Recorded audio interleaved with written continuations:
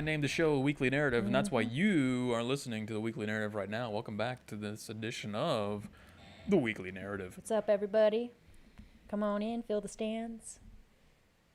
Let me mute. Oh, I'm already pre-muted on the YouTube, so we're good to go there. What's up, what's up? Hope you guys are having a great week. We've got an excellent lineup of topics for you today, as usual. Despite the fact that it's an incredibly slow news week, we managed to pick out some stories that still tell the narrative, and we have some updates from you on all fronts. But the title of today's show mainly is, as you can see, if you're on YouTube, is the sad... Did I say sad or pathetic? The sad state of modern women. That's what I chose to go with on that one. Yeah. Trying to, maybe a little clickbaity, see if people will see that and they're like, Yeah. because the thing right now, honestly, the thing on YouTube is women, talking about dating, talking about intergender dynamics. That's the thing. Oh, yeah. That is the hot topic right now on YouTube. Juiciness. So we're just going to take a whole big bite out of it. We dip our toes into the intergender dynamics on a weekly basis. We talk to you about how the importance of gender and recognizing that everything that you see in the real world is related to gender in one way or the other, whether masculine or feminine. The fact that scales are tipped so far on the feminine side right now, which is likely why we're facing such a catastrophic situation. But, we have some more stories to follow up on that with you today. Some stories that back up exactly what we've said in the past before. So we'll go over those. Let's do it. I'm down. And let me jump over to the other topics here. Oh, yeah, Bill Burr and his racism ordeal right now. Okay. Did you hear about this? I heard about it, but we can talk about it. Bill Burr, Bill Burr's a comedian, one of my favorites. He was attacked on Twitter after making a joke at the Grammys, and people don't like jokes. Oh, yeah. Even though he's a comedian and he's like, that's his job is to make jokes. Yep. So he got attacked as a racist for making some jokes. Well, of course, yeah. For making people laugh. Of course, we can't have any of that going on right now in this climate. And the media, oh yes, that's right. We got some fantastic media consumption statistics for you. So we'll go over who looks at more media on which side, and maybe that'll clue us into why things are the way that they are. Okay, cool. Because we always love talking crap about the media, so let's do it. That's right, folks. So strap in, get your chin straps and your helmets on, tightened up, grab a drink, and let's get into it. Let's do it.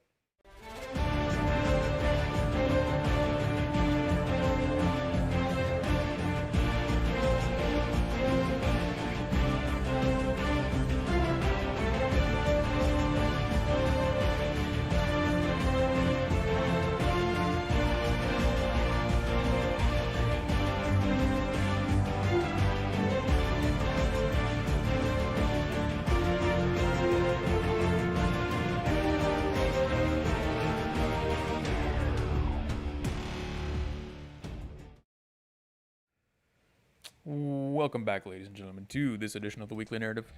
I want to start up this show by doing a quick introductory course to alt-centrism and who we are and what we're doing on this show. The objective of this show, because podcasting is the thing these days, and people listen to a lot of different podcasts to try to find something that fits their needs. We streamed on stereo last week on Saturday night, and it was a great time. Not only did we have some good conversations on there, but we notably, something that never has happened on YouTube yet, happened on the second stereo stream we ever did. And that was two people, real life people, gave us voice messages. And they said, I think I like this alt-centrism thing. Or what is alt-centrism? Yeah, they had good questions. People were actually interested in the philosophy. And we got two more people on board. Yeah. So we did it, people. We're growing. Yes. Alt-centrism philosophy. Expanding. And if people hear this idea and they understand what we're trying to do here, I think there's a big market for it. So this podcast specifically, we're not here to fight for any particular team. So if you're joining this and you want to listen, you're thinking it's like some left versus right thing, and you want to hear me just dunk on leftists all day, that's not what we're here to do. Same thing with the left. We dunk on the right occasionally. It just so happens there's more content on the left right now. But what we are here to do is to explain the world and what's going on, because there's a lot of weird stuff going on. And we're youngins. We're out in the environment. Yep. We were raised in this stuff. We see it every day. I interact with it. The city you see behind you in the video is Sacramento, the capital of California. We just watched a homeless lady walk around with 2 knives outside on the street. You know, just the kind of stuff. Anytime anybody walked by her, she took like 10 steps backwards with her knives in hand, ready to go. The point I'm trying to make is that we're deep in the culture, and we're trying to interpret what you're seeing so that you can use the information to help find the truth to use for your own personal benefit. We're not fighting for a team. So just keep that in mind. And there's also the general trend that we're talking about here is the destruction of the West. Okay, and there's a lot of different aspects to that. There's intergender dynamics, the education, financial institutions, The racial racial stuff going on. There's so many different caveats to that. So we cover various topics, but it's all under the same umbrella of this country is falling apart, and it's pretty much to the point to where it can't be repaired right now. Rome is falling, folks, and we're here to witness it. Yeah, I think it's a fascinating time to be alive. Actually, it's I wouldn't change it for anything. Yeah, me neither. I mean, I can't. All I can do is just live in the time period that I was born in and just observe what I see. So I've always been someone who likes building. I enjoy building, and I enjoy taking things apart, and I enjoy learning how things work. That's what we're doing here. We're helping you understand how these things work. I'm not here to tell you what to think. I'm here to tell you how to think. Yep. And with that, let's jump into our first topic of the night. I got Dari, Holly, in chat. What's going on, guys? Stalking Horse, welcome. What's up, guys? Welcome back. Always glad to see you guys. Gavin Newsom was very upset at the fact that the recall got 2 million signatures. Oh. We talked about this on Saturday. Well, I mean, of course he's upset because he doesn't want to not be governor anymore. He loves the power. We know that we all know he loves the power. He loves the hair gel. He loves all of it. He loves smiling wildly at the camera, and he likes blinking a lot. And he loves those $3,000 suits that he's always sporting. Exactly. So I thought this was hilarious. His response to the petition gaining enough signatures, he started to go on the offensive against the recall movement. Okay. And the way that he branded it, I think you guys are going to love this. Let me pull this up here. There we go. There we go. Say no to the Republican recall. Oh, it's just all Republicans trying to recall Look him. at the text that's playing on the back there. You got far right extremists, Proud Boys, QAnon. It said. Just tons of pictures of Trump. Yep. Let's scroll down here. This is the thumbnail for today. I hope you guys enjoyed that. I loved it so much that I had to put it in the thumbnail. This is great. Yeah, it's awesome. Who's behind the recall? This is how the recall is being branded. Okay. Okay. Now tell me if this reeks of any particular conspiracy theory group that was recently coined. It rhymes with QAnon. Okay, a partisan Republican coalition of national Republicans, anti-vaxxers, QAnon conspiracy theorists, and anti-immigrant Trump supporters. Jesus Christ. According to the Los Angeles Times, they include, quote, peddlers of QAnon doomsday conspiracies, patriots readying for battle, and one organization allied with the far-right extremist group, the Proud Boys. I love how they put patriots in quotes. Now listen to the language here. One organization allied with the far-right extremist group, the Proud Boys. So it's not even the Proud Boys, Yeah. which they would have loved. They would have loved it if they could just say Proud Boys, but they had to go for the next best thing, which was one organization allied with the far right. Hilarious. And they say, instead of helping to fight the pandemic, these partisan forces are putting a page from the Trump playbook and attacking Californians. Oh, yeah, totally. So I just had to point that out. I thought that was hilarious. Wow. It says far-right movements include QAnon virus skeptics linked to the Newsom recall. Okay, well, yeah. There are a lot of far-right people that signed the petition, but how many people are just like everyday people that are just tired of being locked down in their homes and are sick of complying with these stupid orders that our governor has given on all these businesses to shut down when there's no real reason to anymore. So 2 million people signed the petition. And this guy's saying that that effort is all QAnoners and far righters. You said you're saying there's 2 million QAnoners in California? Is Totally. that what you're trying to say, Newsom? Yeah, makes sense. Yeah, that's totally logical. Yeah, definitely 2 million QAnoners in there. This is the same Newsom, by the way, who is also in the news recently for, I think he went on Joy Reid last night, which is just absolute cancer. And she asked him if the new Senate choice, because Feinstein might be leaving or something like that, or retiring. Yeah. And she asked Newsom if the new Senate choice might be a black person. Or maybe, I think specifically she said a black female, maybe? I don't know on that. I don't watch her, but I heard the question was, will it be a black person? And Newsom said, yes, it will be a black person. I have a few names in mind. Isn't that person supposed to get voted in? No, the person is supposed to meet a racial requirement first, and then they get put in based on the racial requirement. Oh, my bad. No. I thought that like we, the people of this great state, are supposed to vote this person in, or at least the person in that district, because I believe Dianne Feinstein is SoCal, if I remember correctly. But, let's just forget about that and forget democracy and just put somebody in because they're black or indigenous or, their skin color, because that's what matters more than their ideas and their philosophies. Well, it's basically straight up saying that we're not considering a white person. We're not considering an Indian person. We're not considering a Mexican person. Or Asian. Which, in other terms, if you were to word that differently, that would be just considered racism. I mean, I think it's a little racist. I prefer to select the person that has the best qualifications instead of, the person that just has the correct skin color. But, It just came to me. You know what this is? You guys have seen this too. Don't lie and say you haven't seen this. There's been every single time somebody gets appointed into Biden's cabinet now, it's Biden appoints this new Indian woman, or black guy, or whatever it is. And transgender person. And the headline is never anything to do with their qualifications or where they came from. It's always this. It's always Biden appoints new Indian woman to head of whatever. First Indian woman in the position ever. That's what it is. And Newsom is trying to say, hey guys, I want to play too. Hey, look, I can do this too. Because he wants to probably go on to the federal government at some point. Yeah, I'm pretty sure he's going to try to run for president in like 2028. That's what I'm saying. So he's playing the role, and what's her face? Joy Reid gets him on her show, and she's like, hey, I'm going to throw you a softball, like we want to line you up for this, and then I'm just going to answer the question. You just got to say, yeah, we only hire black people, and then you're in. If you just don't mess it up. Just say you only want to hire blacks, and then you're in. Wow. I think that's pretty much what's happening at this point. I love how our state has just turned into, we don't vote people in anymore. We just let them in based off of their skin color. That sounds wonderful, fantastic. Sounds like a great predicament we've got ourselves in here in California. I love it. It's called the apocalypse. Somebody in chat noticed my shirt. I think it was Holly.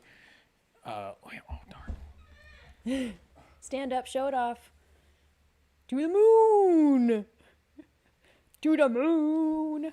So for those who are not watching the video, it's a Dogecoin dog, the Doge dog with the space helmet on, and then it says to the moon. Just to announce my allegiance to the crypto movement right now. I did make some money off of Dogecoin, although I don't have any currently. Arian says, Delaney, why are you drinking Diet Dr. Pepper? You do not need to watch your weight. In fact, eat more. That's misogynist. Yeah, that's misogynist, Arian. Oh, no, the only reason I drink Diet is because that's all Jeremy has. So. Yeah, I chug that by the gallon every day. Yeah, he does. And, I mean, I just drink it because it's what's here. And I normally do drink regular soda. But when I come here, I drink Diet. So get a little bit of healthy in me. Did you guys hear about the mass shooting that happened this weekend? No. I heard about a shooting that happened in Idaho. Drop a 1 in the chat if you heard about the mass shooting that happened this weekend. 15 people were shot.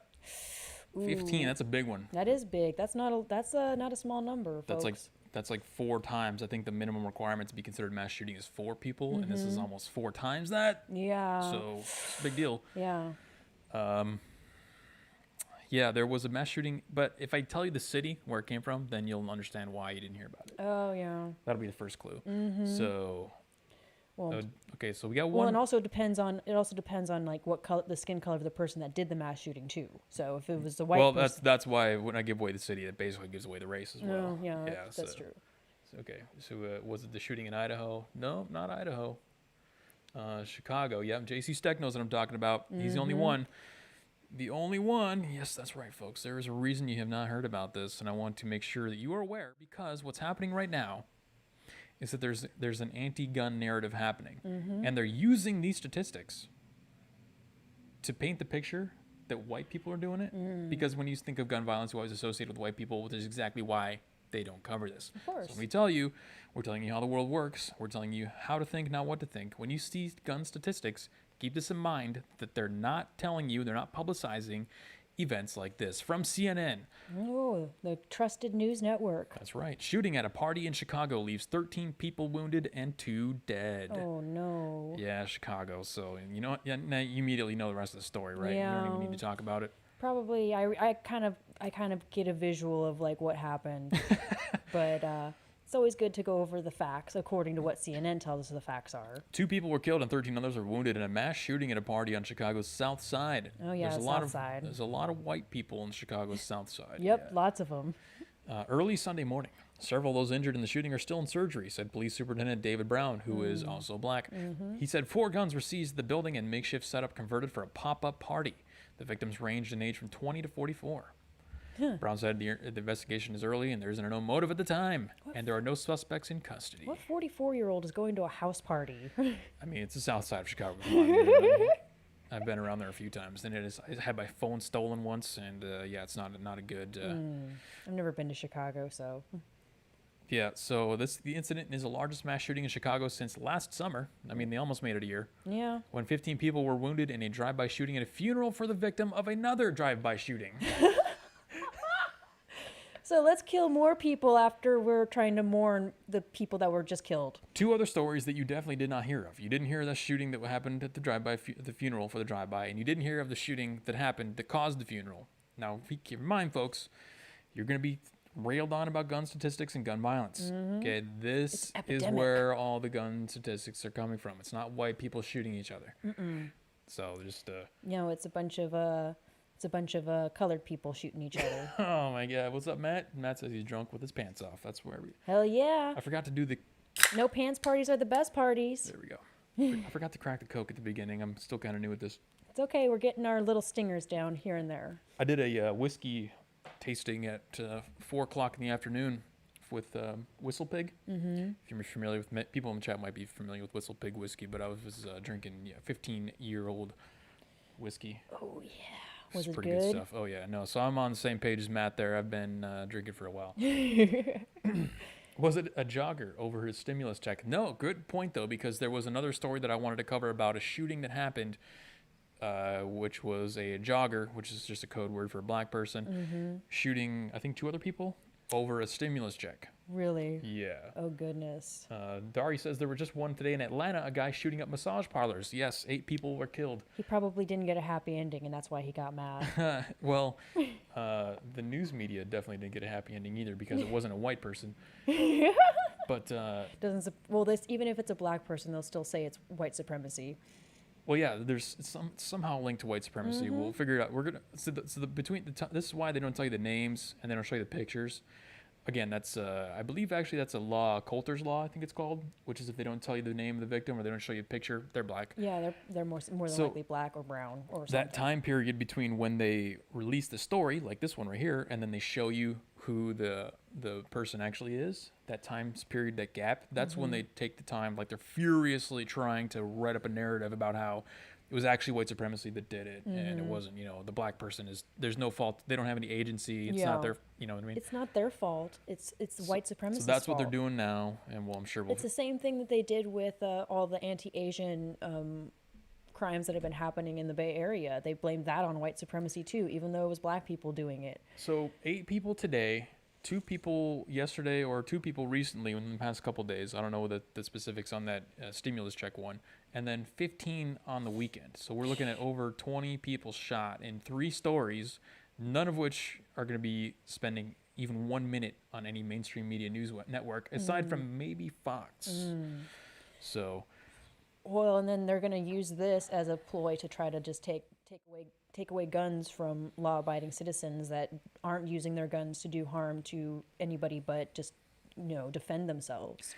So Right, that's why we bring it up, because we all know that Chicago's blowing themselves apart every single day. We don't really, I mean, nobody cares about that. Not even the black people care about that. The people who say Black Lives Matter, they don't even care about Yeah. that. So there's no, there's no problem with me saying that I don't care, nobody cares, because nobody cares. yeah, well, Black lives only matter when they get killed by white cops. The reason we're covering it is because this is going to be used to fuel the statistics that they're going to try to paint the picture for the anti-gun stuff in general. So just keep that in mind. This is what they're talking about. Yep. The last little excerpt from the article I want to talk about here, it says, compared to this point last year, murders in Chicago have increased 15%, and shooting incidents are up 31% Wow. in 2021, according to the latest Chicago police data. At the same time, total crime complaints have actually declined, led by sharp drops in burglary, theft, and aggravated battery, according to police data. And then they go ahead and blame the coronavirus lockdown for the increase in shootings, because there's more stress and anxiety. Well, I mean, yeah, there's more stress and anxiety, but it's still not an excuse to go out and shoot people. There's no businesses open, which is why there's no burglaries.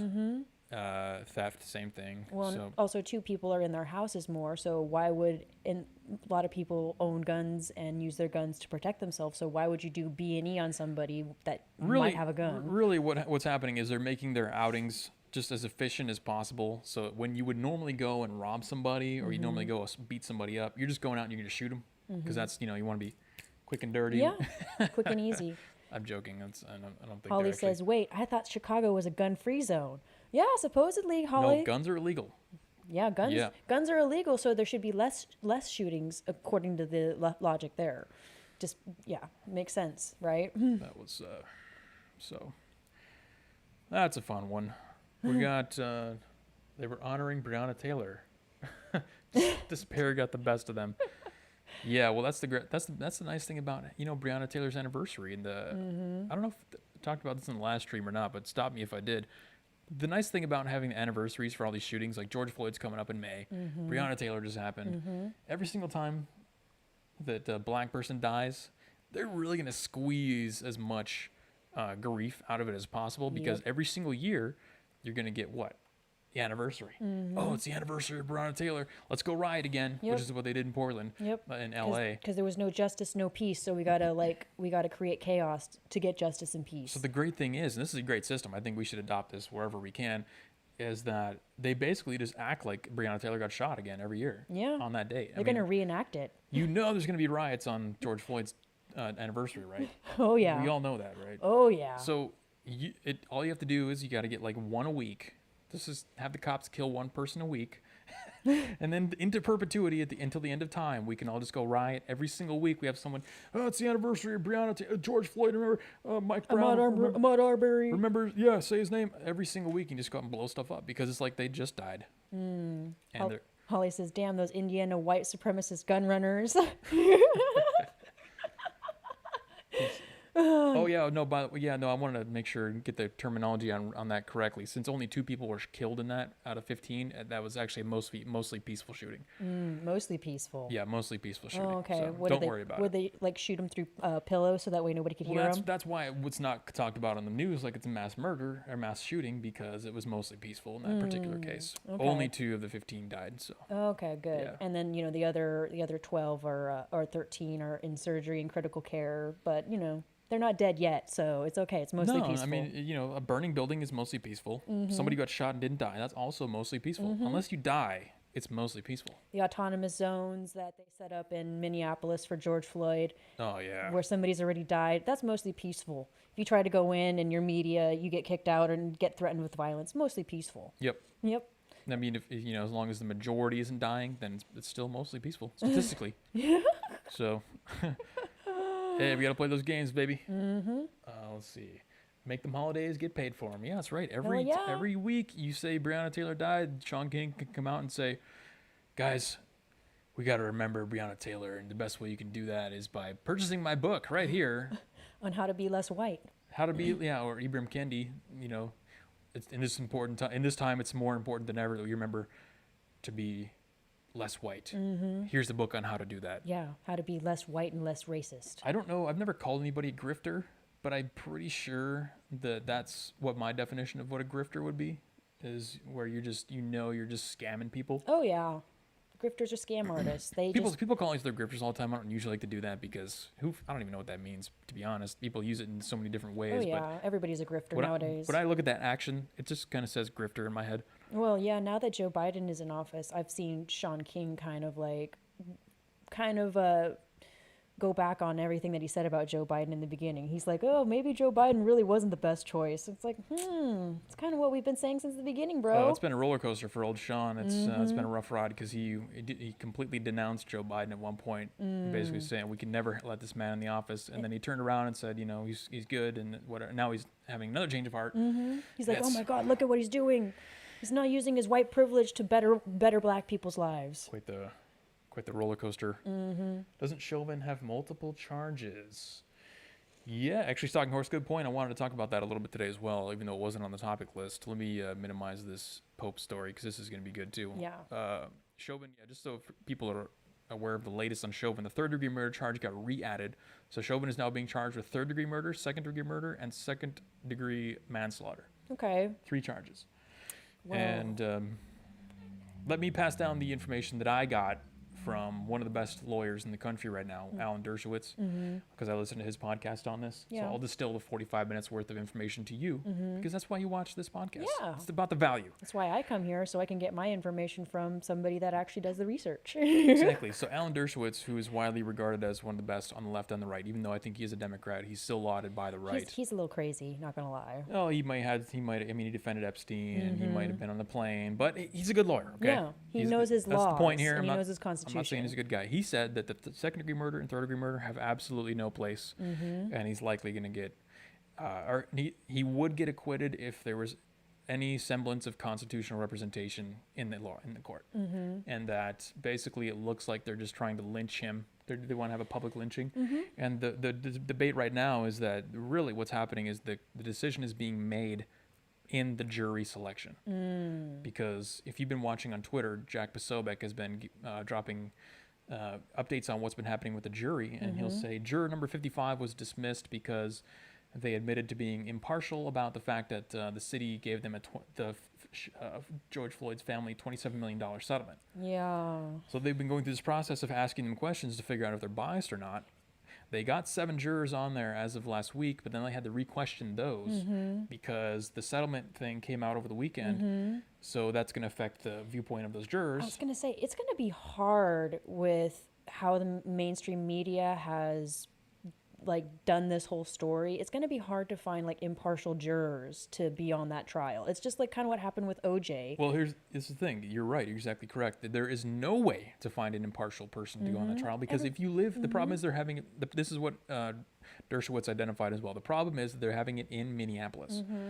Anyone who lives in Minneapolis, and this has already been said by multiple jurors, they got dismissed because they said specifically, I don't feel safe being on the jury. I wouldn't. Because if we convict him, for example, the people will find out where I live and they'll burn my house down. Yeah, they're going to lynch they're going to lynch me. They're going to lynch me for trying to be impartial and do my duty as a citizen and be an impartial juror on this trial. Yeah, so and not to mention who hasn't heard of George Floyd at this point in time?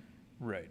Yeah, no, there's and that's why I say that basically the decision is being made right now in the jury selection because some people have said, and if you look at Jack Posobiec's tweets, you can see some of this stuff happening in real time. Juror number 23 said that they agree that Black Lives Matter is a good organization. They were put on the jury. Wow. We know how that's going to go. Yeah. Right? We know how that's going to go. But there's also cases where you're seeing things like juror number 7 said that they think blue lives matter or all lives matter. So you know how that's going to go. Yeah. It's probably going to be a not guilty or, so that's what's happening right now is the jury's being selected and based on people's answers, the decision is already being made. So what needs to happen, if it's actually going to be a fair trial, a real trial, is Dershowitz says they need to move it outside of the state. I think they should. They need to move it to a rural area where there's no implications for the local people. You can't riot in Hoboken, Nebraska. You know what I mean? Something like that. Yeah, it would take a lot of effort to transport all the rioters to Timbuktu, Nebraska, or Oklahoma. Oh, they would though. They totally would. Source would load those buses up and where do all these people come from all of a sudden? Yeah.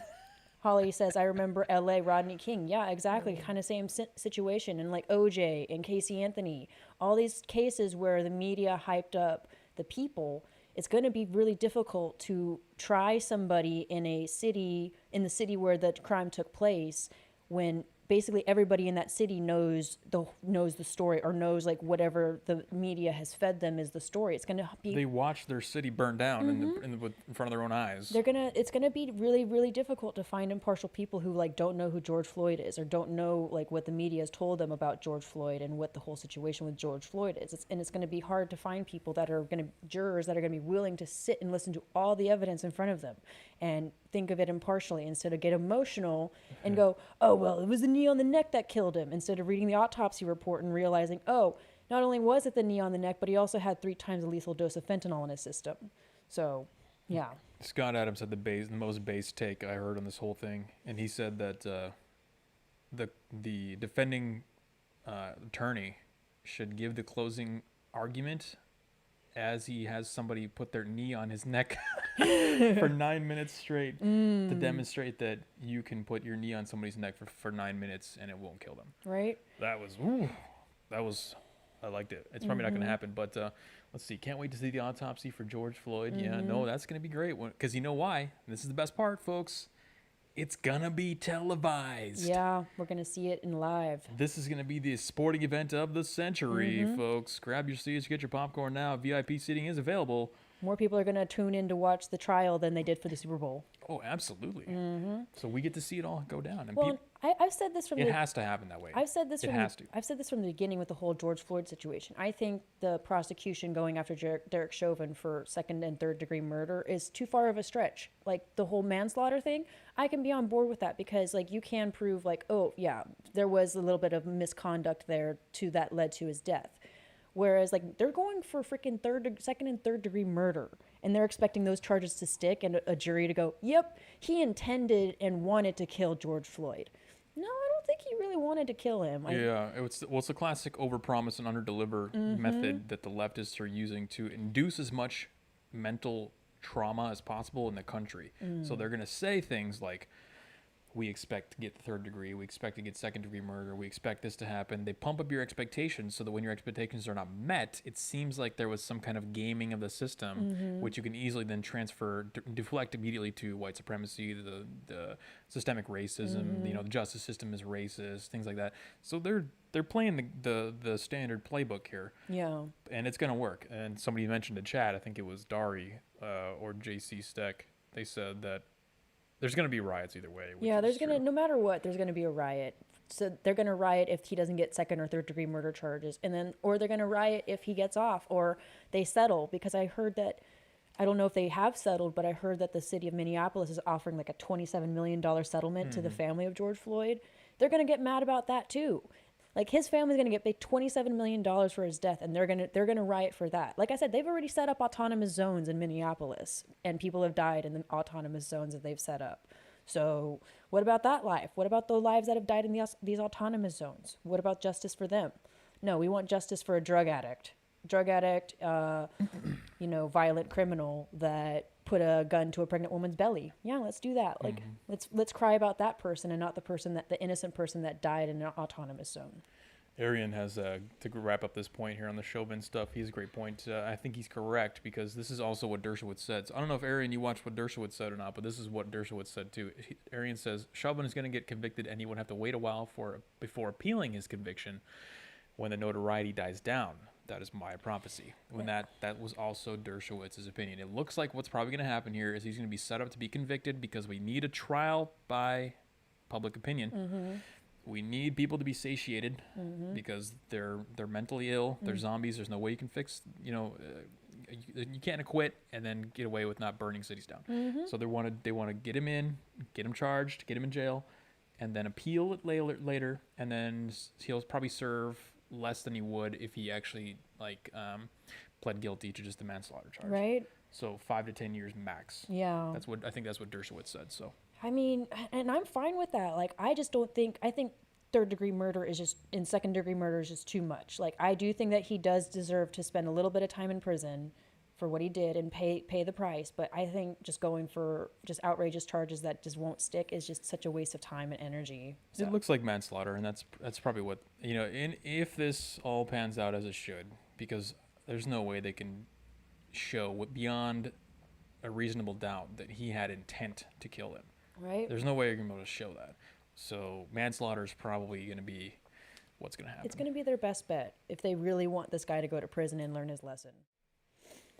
All right, on to something else. That's good. Thank you for bringing that up, because I did want to talk about the Chauvin stuff. There's your Chauvin update for the week. Derek Chauvin. Your George Floyd update, because we got to keep our thumb on that, because, you got to get out of the city. If you live in a city, you got to get out of here on George Floyd's anniversary and when the trial is happening. It's going to burn down. Athenian in the chat says, excuse the late arrival. I set a reminder and yet again didn't go off. Well, because of that, you got to hit the like button. Hit the like button, all that good stuff. So get the engagement up, guys. Yeah, well, see, that's the reason why we have 14,000 subscribers and only 18 people watching right now, because nobody gets notifications. Mm-hmm. Which is why we're moving towards stereo, because we had 65 people listening on stereo. Yeah, I think something like that. Over the course of that stream. So that's about half of what we do on an actual YouTube stream here. Mm-hmm. All right, moving on to the next topic of the day. The Vatican. Woohoo! This was a fun one. This blew up, made a lot of people upset on social media. Vatican declares blessings for same-sex unions illicit. That's right. So people Good. Thank Allah. That's all I can say about that, because the line had to be drawn in the sand somewhere. Well, I remember a lot of Catholics I know did not like the fact that Pope Francis was for same-sex stuff. Well, he was trying to be he was trying to be cool and modern and hip and we love gay people. Yeah, we love the gays. The gays are welcome in Catholicism. Yep. And now they're turning heel because they realized that was a mistake. Well, see, there's a difference. They definitely got a lot of backlash from that, but there's a difference between endorsing something and tolerating something, and that's the line that I want to distinguish with this story. The Vatican announced on Monday that blessings for unions of same-sex people are, quote, illicit because God, quote, cannot bless sin, while blessings for individual persons with homosexual inclinations are permissible. Don't really understand that one so much. I know, right? That's kind of... I guess, okay, I can understand that. I get it, too, just because they're trying to follow what the Bible says. And in the Bible, it doesn't support same-sex marriage, at all. Being the distinguish between blessing someone who is gay and then blessing an actual union, because if you are gay, it's just who you are. There's not necessarily a choice involved there. So I guess to cast somebody out from the light of God which is what they're doing in their eyes, just because of you are the way that you are. It seems a little harsh. Yeah. But the choice to create a union, that is a choice. Yeah. And maybe that's where they're drawing the line. Well, I grew up a Jehovah's Witness, and there are a lot of people in our congregation that were gay, but they never acted on it. They never brought their lovers to meetings. They were actively gay, but you knew deep down that they were, but they just never really acted on it because their love for God and their love for, their love for being good in God's eyes outweighed their proclivities, their sexual proclivities, and their wanting to just be gay. So that's why I'm like, yeah, if they don't want to bless it, that's fine. Yeah, you're the resident gay here, so yeah, I'm fine. If the Catholic Church doesn't want to bless people's marriages, same-sex marriages, whatever, it doesn't matter. Are they homophobic for this? No, I don't think so. Oh, okay. They're just doing what they feel is right. There you have it, right. folks. Gay person says they are not homophobic. They're cleared. Yeah, I'm not Catholic, and I don't really believe in what Catholicism is, but I think everybody's entitled to their own opinions about stuff, and so, yeah, I'm all for free speech and free thought, so yeah, it's cool. Quote, it is not licit to impart a blessing on relationships or partnerships, even stable, that involve sexual activity outside of a marriage, i.e. outside the indissoluble union of man and a woman, open in itself to the transmission of life, as is the case of the unions between persons of the same sex. Yeah, so they're just taking a moral stance. We don't bless marriages where, there's cheating going on or there's, shady stuff. So why would we bless same-sex relationships? Because it's pretty much the same thing in their eyes. So What is blessed should be, quote, objectively and positively ordered to receive and express grace. Okay. Well, so here's what's the story behind the story here. And this is where the leftists have a real problem, or any of the pro-gay people have a real problem with all the sexual deviancy stuff, is that what you're witnessing now, the line has been drawn at tolerance versus endorsement and celebration. Yeah. So right now, to be considered a homophobe, the bar is pretty low. Yeah. And that is if you don't encourage and endorse and celebrate gayness, You're a that gay hater. that means you hate them. If you simply just tolerate them, if you want to let them do whatever they want to do on their own, if you want to, you know, as long as you don't try to make my kids gay, I don't care. If you just tolerate them and let them do whatever they want to do, that is so deep into homophobia that you. So either way, you're pretty much screwed. Well, that's the thing. They're calling this, which is simple tolerance. You know, they're not saying they hate them. Yeah, they're not saying like gays don't deserve to exist. Yeah, he didn't come out and say all gays will burn in hell. No, he's just saying the church, the Catholic Church, should not bless. He's simply saying we're not encouraging this. Yeah, we're not encouraging it. We're not blessing it. We're not saying like giving it a stamp of approval, like this is approved by Catholics, and that's fine. Like that's okay with.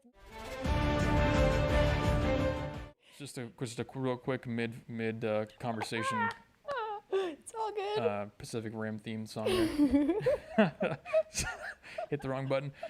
But see, what's going to happen here is two things are going to happen. Either the left is going to smash their heads against this and try to get them to change this decision, and they're going to cave, or the left is going to smash their head into this and realize that they finally hit the wall. So what some people will consider the slippery slope, this is kind of a slippery slope upwards of the gaining power of the gay sexual deviancy culture. They're going to hit a wall going up in their collection of power. And they're just going to roll down. This is basically that wall, because if anyone's going to take an actual moral stand against it, it's the Vatican. Yeah. And they're going to realize that, oh wait, well, maybe maybe we can adjust our line for what we call homophobic. Maybe somebody who simply tolerates us in our life and our behavior and doesn't hate us, because that's what it used to be. Homophobia has moved from hating to simply tolerating to not encouraging. Those are the three levels. Yeah. You have neutral, positive, and negative. I mean, yeah, homophobia used to be like you're afraid of gay people, and yeah, we don't wish they didn't exist at all. But now it's just if you don't tolerate us and you don't endorse us, you hate us. And you're a homophobe. What I'm hoping this is going to start is the movement from the definition of homophobia back down one level, back into neutral. Just say, maybe if you just simply tolerate us, then maybe we'll just call you homophobic. That's fine. Yeah. But we're not going to call you homophobic if you don't encourage. Dari has a great point. He says, my bad, don't mean to misgender. It's just Dari's such a neutral name. It's their choice not to bless it, as it is for gay people to live their lives. It is not really that personal. Exactly. Like, if the Catholic Church is not going to bless gay marriages, then and you're gay and say you're Catholic, then you don't go to a Catholic church to get married. You can get married at the freaking county clerk's office, and they'll issue you a marriage license. You don't need the blessing of your whatever religion you are to have a successful, healthy marriage. And to me, if you're so hung up on your marriage not being blessed by the church, you're the one with the real problem, and your relationship is probably not going to be that stable anyways. So maybe just reevaluate your belief system and try to just get that like mind virus out of yourself about this. Yeah, if you're actually a hardcore Catholic, you would understand why they can't bless it. Exactly. But if you're trying to be a bitch about it, like the cake people, we're going in and you're like, if you don't comply with if you don't make a cake for my gay wedding, then they're just trying to be authoritarian and push their ideology onto you and make you comply with them. That's kind of what that's kind of what's happening here. I was actually, when it came to the baking company that didn't want to make the cake for the gay couple, I was actually in favor of the bakery. I'm like, hey, if they don't want to bake me a cake for my gay wedding, guess what? There are plenty of other companies that would be happy to make me a cake for my gay wedding. But that's how they don't actually just want a cake. They want to make a mess. They wanted to make a story. Yeah, they wanted to make a story. They wanted to make a statement. And the same could be said about like if you go to Walmart and you try to get like an anti-Islam cake made by Walmart. Does Walmart have the right to say like, don't really want to make this for you because it's kind of hateful. It's the same thing. Like, my mom always taught me, she's like, your money, like, put your money where your mouth is. If a company doesn't want to take your money, if a company doesn't want to take your money, don't give it to them. Why force, like, people taking your money when there are plenty of other people that are willing to take your money and be okay with taking your money, whatever it is? Like, why are we sitting here forcing people to take money when they don't want it? I don't want to interrupt your It's okay. Go ahead. nice Interrupt. rant there, but we have Jussie Smollett himself in chat. Guys, Juicy Smollett. Juicy is in the house. Juicy, what's Juicy up? says the Vatican is not the most moral institution. The Pope is woke, so he'll cave. See, that's what I'm suspecting will happen. That's why I said there's two options. There's two paths forward here.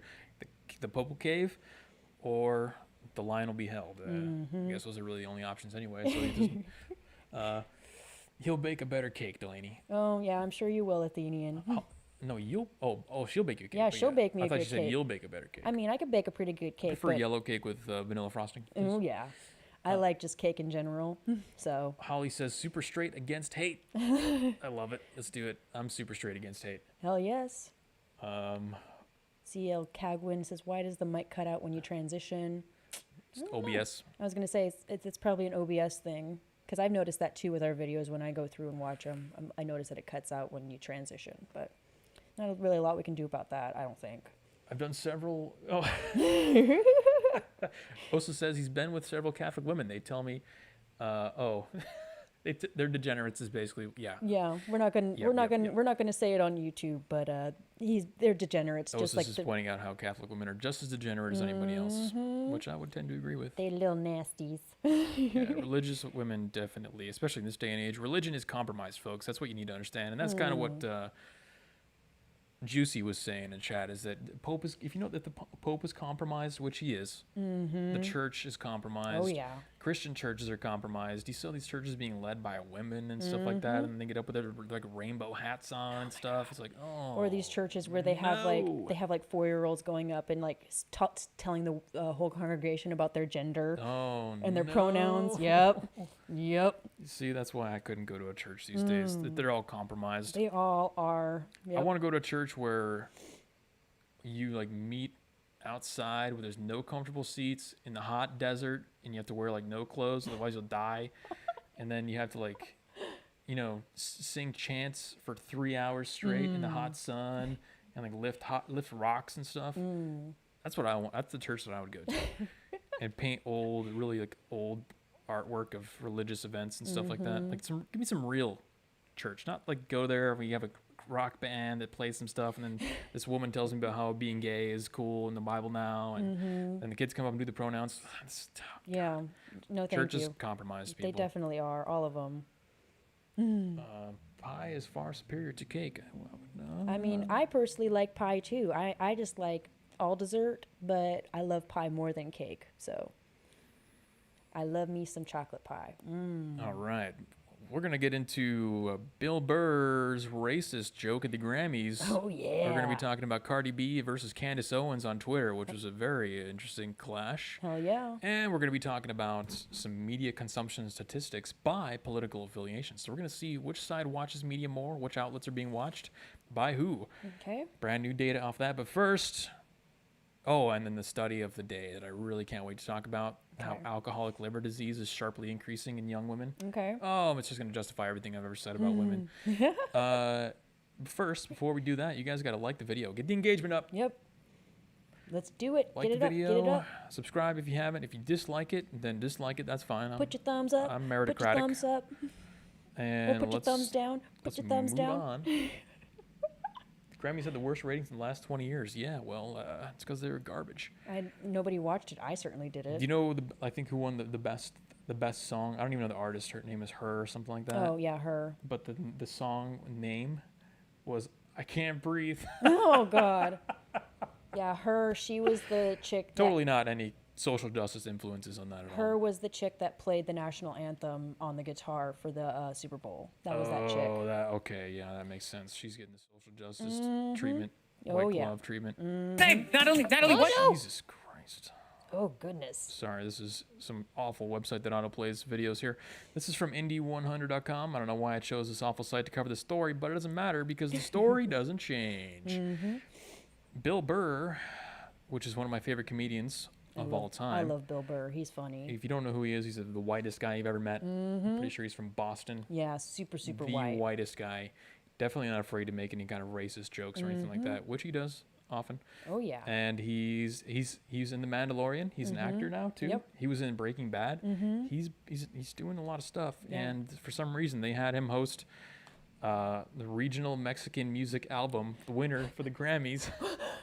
They pick a white guy to be the speaker for the Mexican music album. It's just a quick 28-second clip to see the actual joke that got Bill Burr in trouble for this, and then we're gonna look at the reaction. Okay. Okay. You guys ready? Let's go.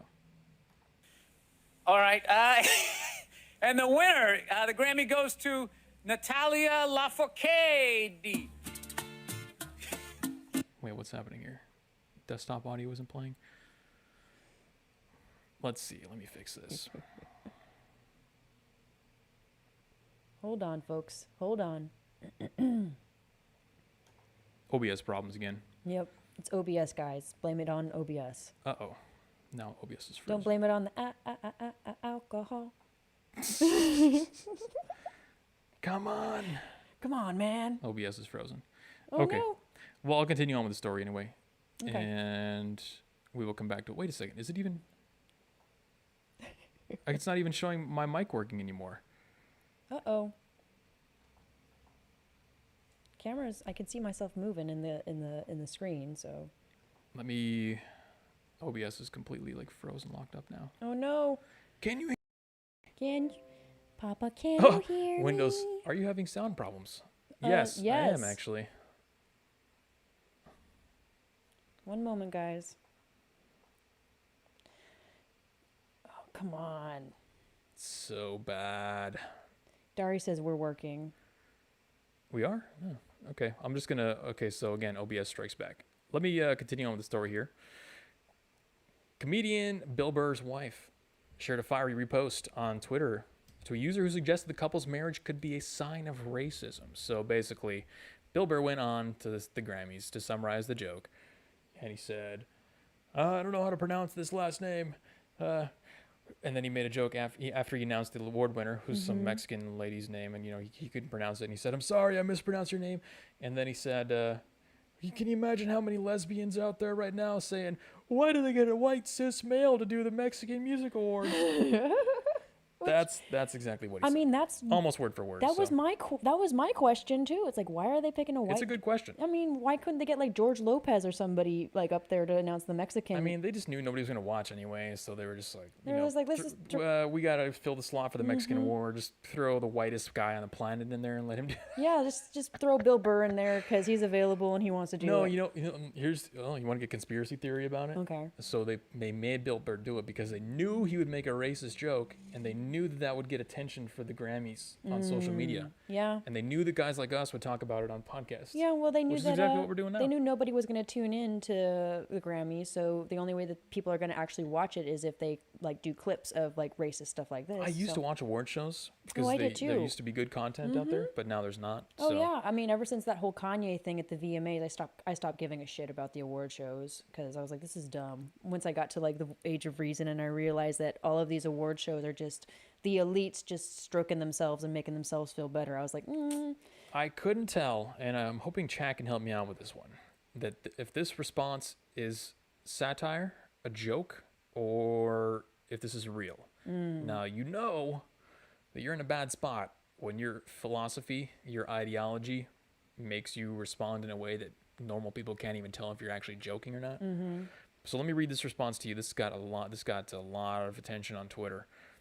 This guy, Claiborne Griffin, said, oh God, you already know he's a piece of shit with the name Claiborne.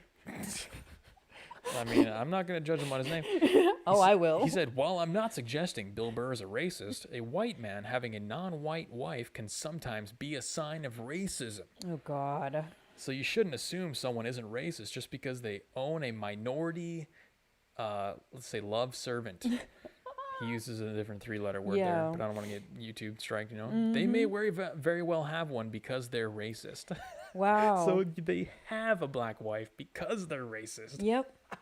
It's just like all of the white people out there that are racist and say, "Well, I have a black friend, so I'm not racist." That's So good. that's what this guy's This justification. guy's a better comedian than Bill Burr. Oh, I know. That's a hilarious joke.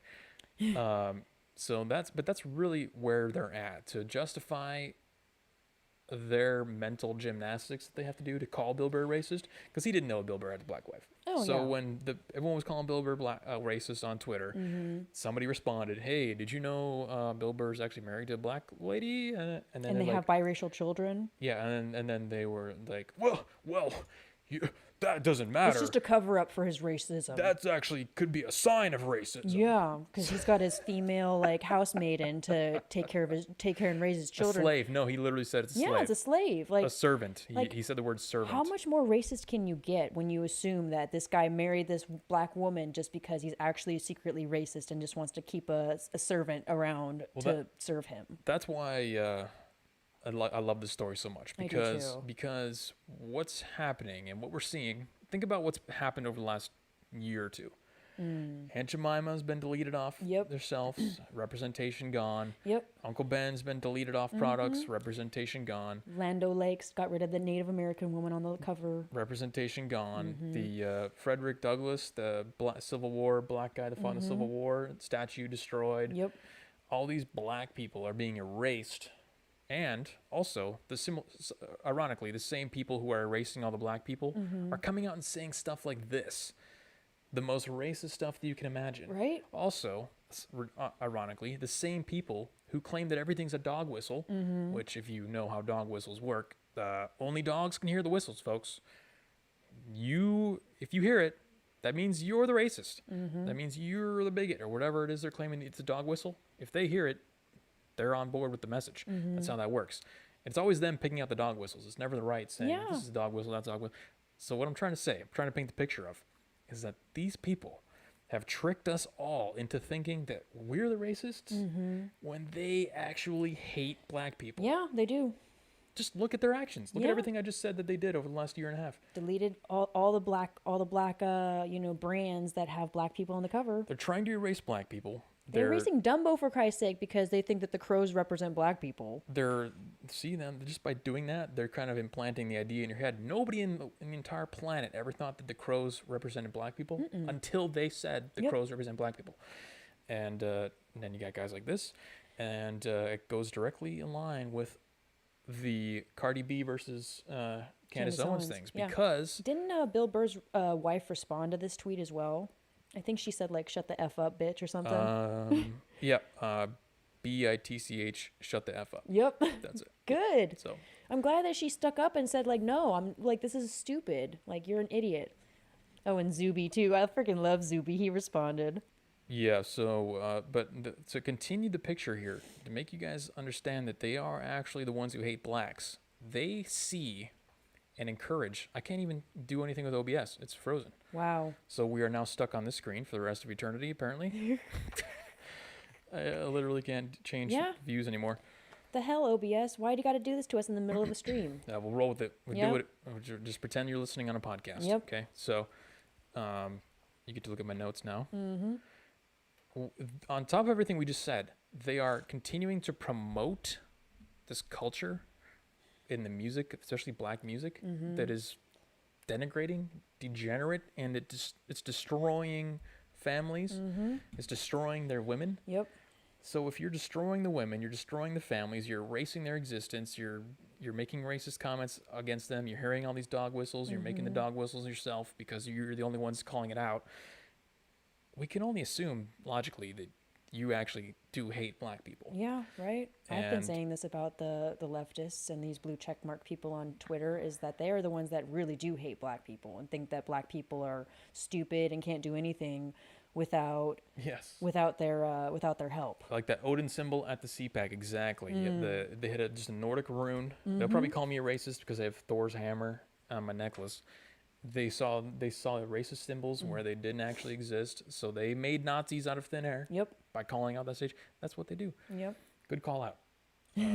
Blue check marks can do no wrong. That's correct. CL Seguin. That's actually correct. Yeah, don't you know that the blue check marks are smarter and better than and like way better looking than all the rest of Yeah, us. by the way, the guy that said that, just so those who didn't see the video, the guy who said that is endorsed by Twitter because he has a blue check mark, which means he's verified and he has status on Twitter. Well, So I'm glad that Twitter endorses this guy's retarded ideas. yeah, so in the same event at the Grammys, we saw a pretty degenerate performance by this woman here, Cardi B. Oh gosh, she's so disgusting. I can honestly say I've never heard a song from her. Oh, you're lucky. I'm not lucky. That's very calculated effort on my part. Okay, You're- I don't listen to that type of stuff for a reason. Cardi B and fans are unfazed by Candace Owens' latest attack on WAP. WAP. WAP, which is the name of one of her songs. Yeah. Okay, so And WAP stands for wet ass P word. Yep, so there you go. Just to give you an idea of where this song is going. Oh, it's disgusting. It's such a disgusting song. Like, Yeah, and didn't this win an award or something like that? I don't. No doubt one of the best songs of 2020. What this article says. I And mean, this think song it, is so. It was at the top of the charts. Yeah, the song is so good that Cardi B won't let her own daughter listen to it. That's how good it is. It was at the top of the charts, people. That's what this is. This is popular culture, which a lot of black people listen to. A lot of black women, a lot of black dudes, maybe. I don't know if they're in the club or whatever. It's not even just like black women listening to it. It's a lot of white bitches listening to the song. That's absolutely true. They're like, yeah, wet ass P word. Look at my look at my WAP. It's so pretty. It's Let's play this video here. So if you're watching the stream, you can see the performance that garnered the heat from Candace Owens and everyone on the right, who was also basically saying that, you think Dr. Seuss is bad, but you endorse this, you love this kind of stuff. oh, look at her body jiggle as she dances. It's fucking Well, nasty. she's overweight, so that's Well, her ass is fake and her tits are fake, so she's just jiggling. yeah, an incredibly fake person, enhanced by all sorts of surgery, dancing God. around in pretty much no clothes on the stage here. I'm trying to narrate this for those who are only listening. She's wearing like metallic pink clothes and trying to like be Madonna with the pointy boobs. Disgusting. I mean, she is. Oh, yeah, it's really hard to look at, to be honest. Yeah, that's why I didn't. This is exactly why I didn't watch the Grammys, because I knew this shit was gonna be on there, and I was like, This is the kind of culture that they are promoting. So if you're women, I think this is the best part here. So now she's pole dancing. oh yeah, that's how she got famous, was pole dancing.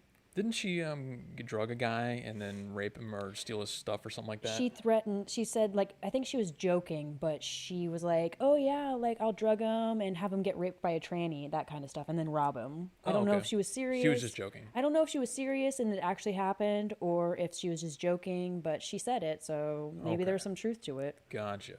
So let's jump through the video here to give you some highlights. Okay, some And these the backup dancers are honestly better than her. And then there's Megan Thee Stallion, and she's fucking disgusting too. another. Jiggly woman. Yeah, and I think we're seeing. Okay, they're on a giant bed now, simulating sex acts. Pretty sure they go into like, oh, here they go, there they go, Now the two women are simulating sex acts together. Oh, yeah. in almost no clothing. getting that on a mainstream awards show, getting that scissor action going. being celebrated by all of culture. Everybody's like, yes, queen, yes, this Yep. is so good. No, they loved it. If you don't love this, there's something wrong with you. Oh, yeah. So this is what the subject of I'm sorry you had to see that, folks, but we had to show you this because this is this is the topic that we're dealing with here, and this is one of the quotes that came into question. Conservatives have been making viral tweets comparing WAP to the banning of some Dr. Seuss books as if there's any correlation between the two. Cardi tweeted, "Well, I could definitely tell some of you only read Dr. Seuss books because your minds lack comprehension." Well, I'm pretty sure, Cardi, you've never read a single book in your life, but who am I to judge? Yeah, it would seem that way. And David H. asks if lesbians really do that, twerking on each other in bed. No, absolutely. At least I don't. No, absolutely you not. don't watch enough Cardi B. I don't watch Cardi B for this very reason. And basically what happened here is there was a conflict between Cardi B and Candace Owens, who's also a prominent black woman, but she happens to be on the end of the scale. She's on the She's on the right. on the conservative side. Let's pull up some of her tweets here where this kind of got out of hand. Oh, well, I mean, her and Cardi have been going back and forth for months now because Cardi. Yes, that's true. Cardi likes to talk crap about Candace and say that she's a sellout and a coon and an Uncle Tom. but Cardi does an interview with Joe Biden and doesn't ask him any like real questions. But she's not a sellout for doing that. She's proud and prominent and doing good for the community by talking to Joe Biden. So Candace says, millions of young girls follow you. At your best, you are self-deprecating and humorous. At your worst, you are naked, shoving your vagina into another woman's vagina while thrusting atop her. You are at your worst on the Grammy stage. Every time you and I get into a Twitter exchange, you keep bringing up this tweet, so let me reiterate. I think you have potential. You're entertaining and funny, but you are not being that anymore. You've transformed into a stain on culture and what it means to be a woman. Agreed. This sparked a debate on what femininity was. Candace says, if you think it's a sin to make a sandwich for your husband, but then you think it's great to go out on stage and do what she did, you might have some problems. And that's the general theme of this whole discussion, is that we're now propping up women like that.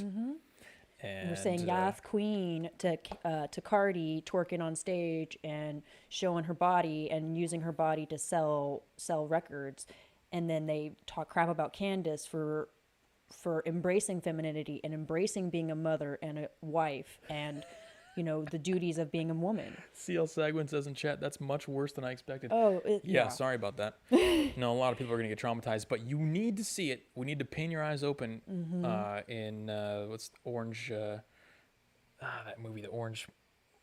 Orange is the New Black? Clockwork Orange. Oh, Clockwork Orange. Clockwork Orange style. We need to pin your eyes open so you can see this. You cannot be ignorant of this happening.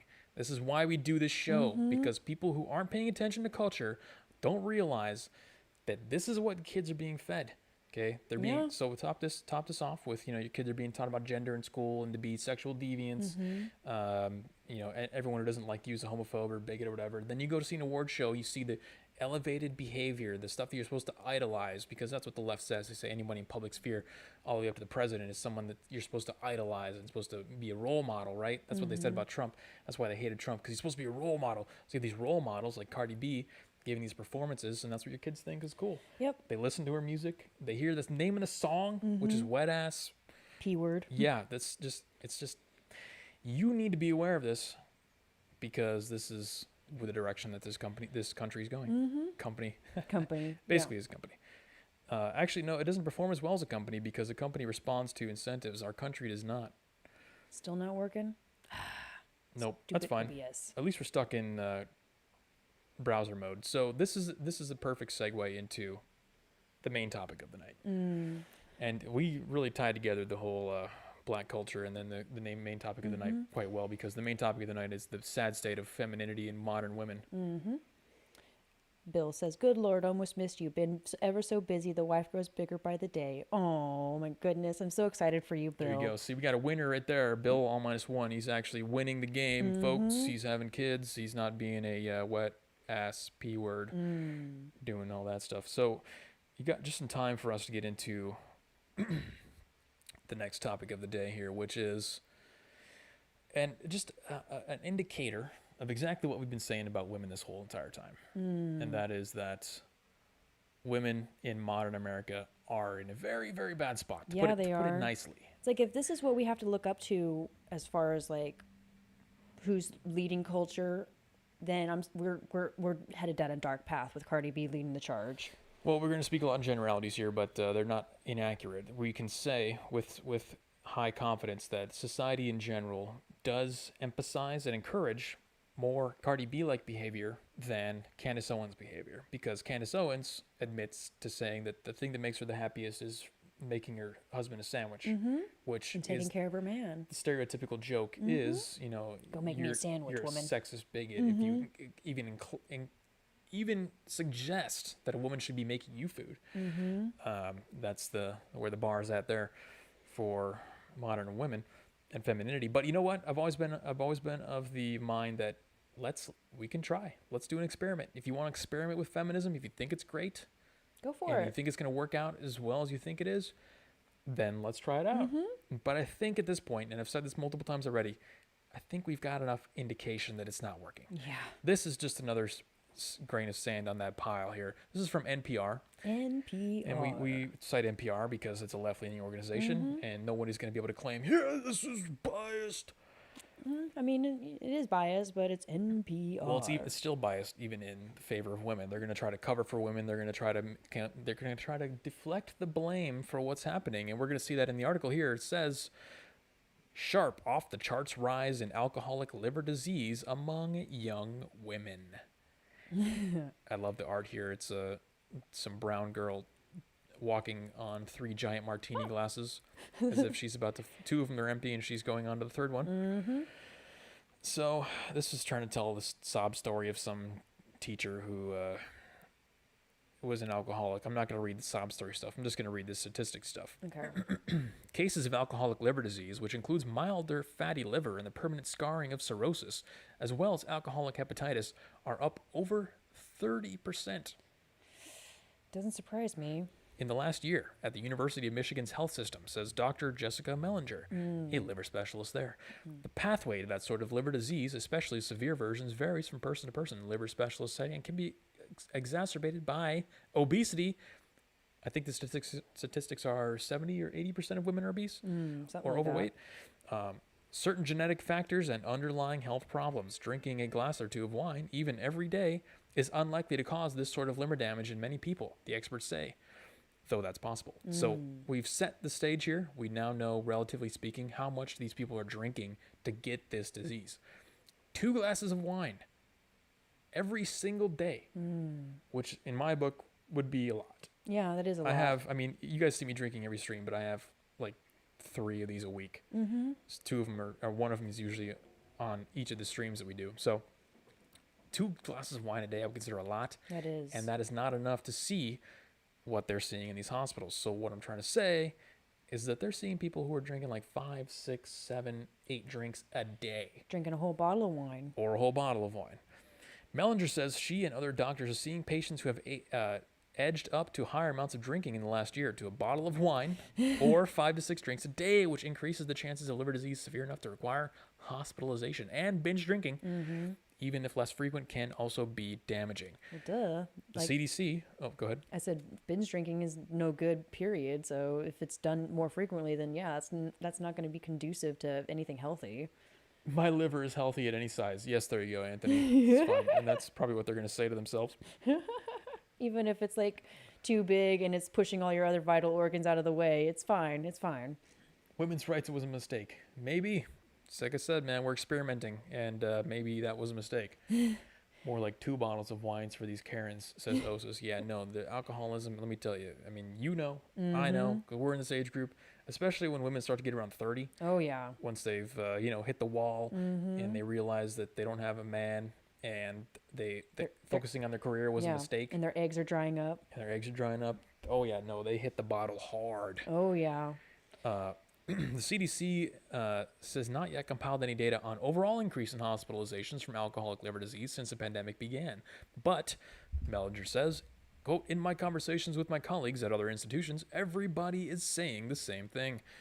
Yep, it's astronomical. It's just gone off the charts. The damage can be lethal. Survival rates for alcoholic hepatitis and cirrhosis vary, but can be as low as 10% in the most severe cases."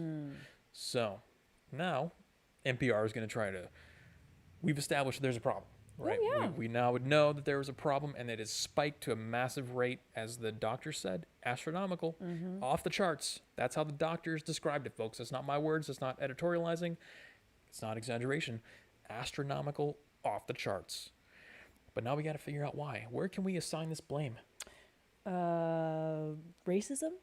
Okay, I like that. I'm just kidding. No, it might be. I mean, we blame racism on everything, so. Coronavirus? Jeremy talking about the wall, amazing. Oh man, dude, I could do a whole podcast just on women. I'm telling you.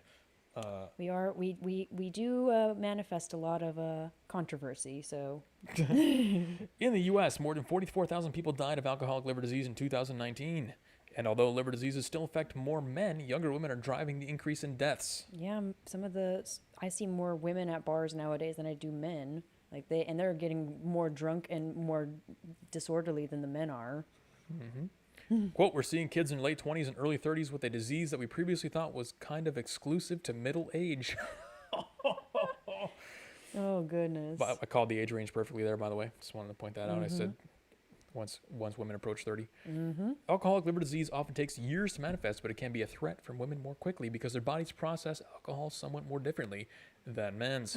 What? You're saying that there are biological differences between men and women? Oh, that's a good point. NPR gave it up right there. Yep. They dropped the narrative. Yep, there they go. Men and women are different. Women also have borne the brunt of many new pressures of pandemic life. Here we go. Oh, Justification, folks. You ready? Justification time. Strap in. Women have also borne the brunt of many new pressures of pandemic life. This is a link to an article. I'm curious what this says. I didn't look at this before. Why stuck-at-home moms? The pandemic's devastating toll on women. Okay. So they have to deal with working from home and then schooling their children and Dealing with the kids, yeah. From virtual school and increased responsibilities at home, even as ads and pop culture have continued to validate the idea of drinking to cope. Mommy juice, rosé all day, wine down Wednesdays. oh, so they're blaming culture too. There we go, yeah, blame culture.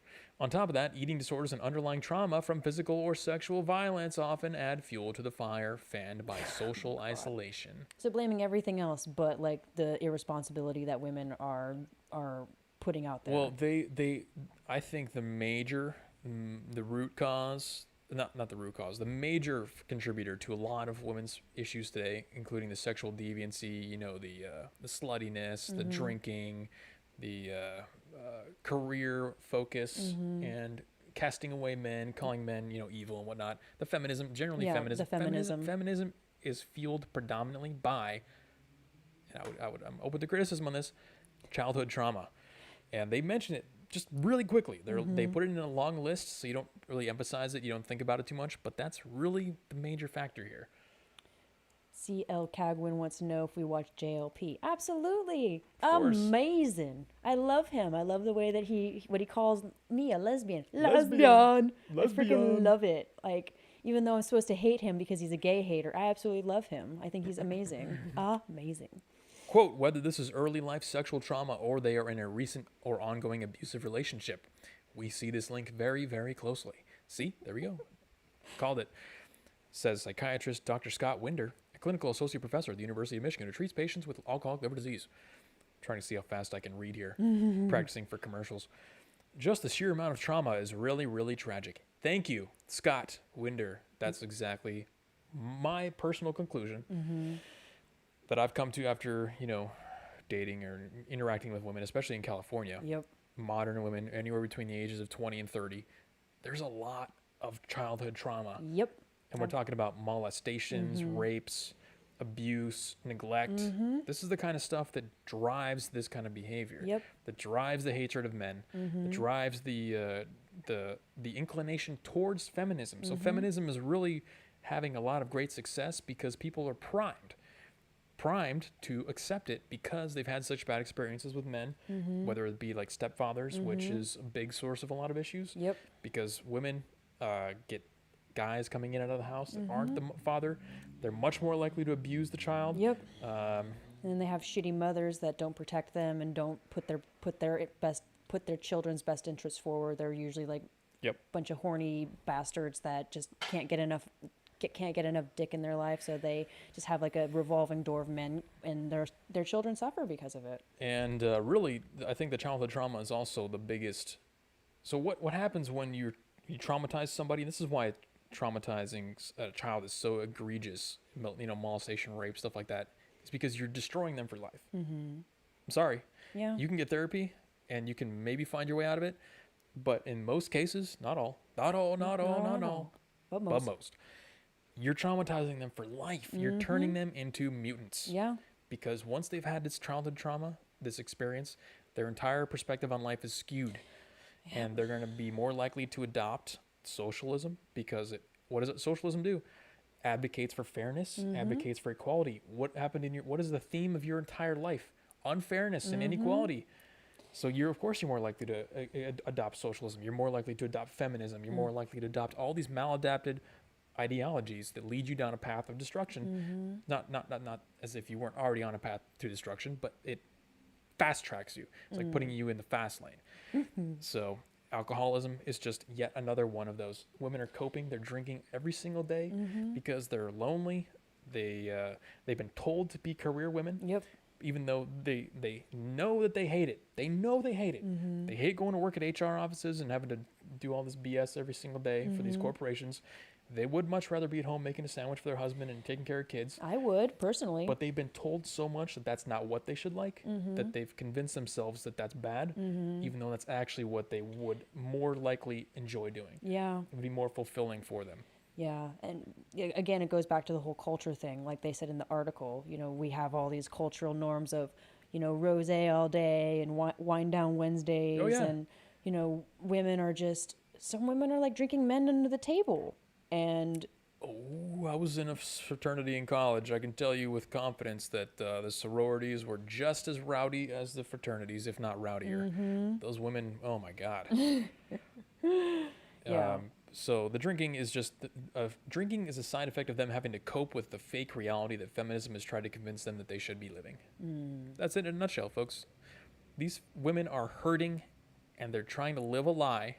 They're trying to live against their biology, against thousands and thousands of years of programming, and they're drinking to cope with the fact that they are living such an unnatural and unfulfilling life. Phil C. wants to know, can we blame socialism on childhood trauma? No, we're not saying socialism is brought on by childhood trauma. We're saying childhood trauma, people who suffer childhood trauma are more likely to be susceptible to the ideas of socialism and feminism. Well, I think Phil's also got if he's trying to say that the rise in socialism is due to childhood trauma, I would say the answer is yes. So I would say yes, too. We've said multiple times that, well, at least I've said it. You can go back and look at my video I did in 4 years ago at the Black Lives Matter rally, where I went there with a sign that said Black Families Matter. I got it stolen from me. They were so pissed. They said, this march isn't for you. The point that I was trying to make, and the point that I've made multiple times since then, is that the family is the core of all of these issues. If you destroy the family, that's how you get socialism. That's how you get Black Lives Matter, feminism. That's how because when you destroy the family, you don't have a solid environment for your children to be raised in. They grow up with trauma, and then they adopt maladaptive ideologies. That's the cycle in a nutshell, folks. And the people who are growing up and having kids, the very few, I saw an article where it was like, we're a triple dad situation. It was 3 guys with a black baby or something like that. Oh, God. Can you imagine how much trauma that kid's gonna have? Oh, my God. It's going to be another version of Desmond the Amazing. The ideology is self-replicating. So if you're adopted into this ideology and you have kids, you're going to raise your kids in that environment. You're going to raise your kids to think they're transgender. You're going to raise your kids to be on hormone blockers. Yep. You're going to raise them into these maladaptive ideologies. It's self-perpetuating. So in a way, socialism is here on our doorstep because of the destruction of the families that led to the childhood abuse, that led to the mass adoption of these maladaptive ideologies. There's no strong father figures in the household kind of slapping their children silly and going, no, this is not okay.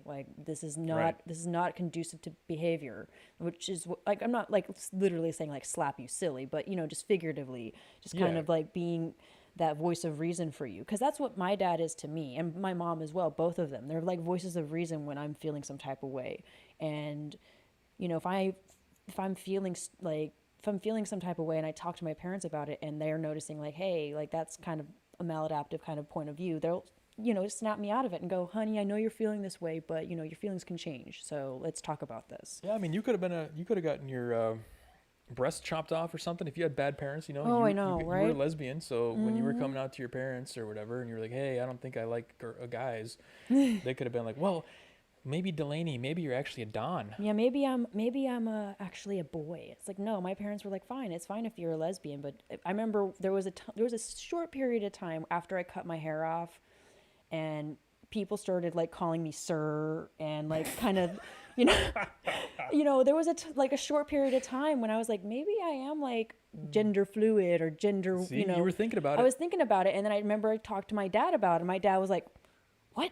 No, you are a girl, Delaney. You are 100% a girl. Boom. No, this is not okay. You are a girl. So that's a perfect example of how the system replicates itself. Because if your dad was one of those maladaptive ideological people, he would have said, oh, Yeah, let's get you on hormone blockers right so now. stunning and brave, Delaney, for Yeah. you to live your truth and be non-binary. Let's go buy some new clothes for you. Yeah, let's go buy a bunch of new. My dad literally was like, "No, Delaney, you're a girl, and it's fine that you are a girl that likes to wear more boyish clothes. That's fine. Like you do you, but you're not a boy inside. Absolutely not."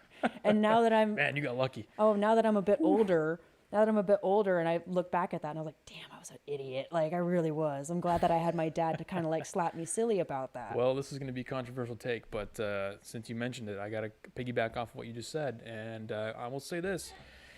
It goes. You can see the evidence right in front of you, folks, with feminism, and if without having a man to lead them, women are innately self-destructive. A little bit, yeah.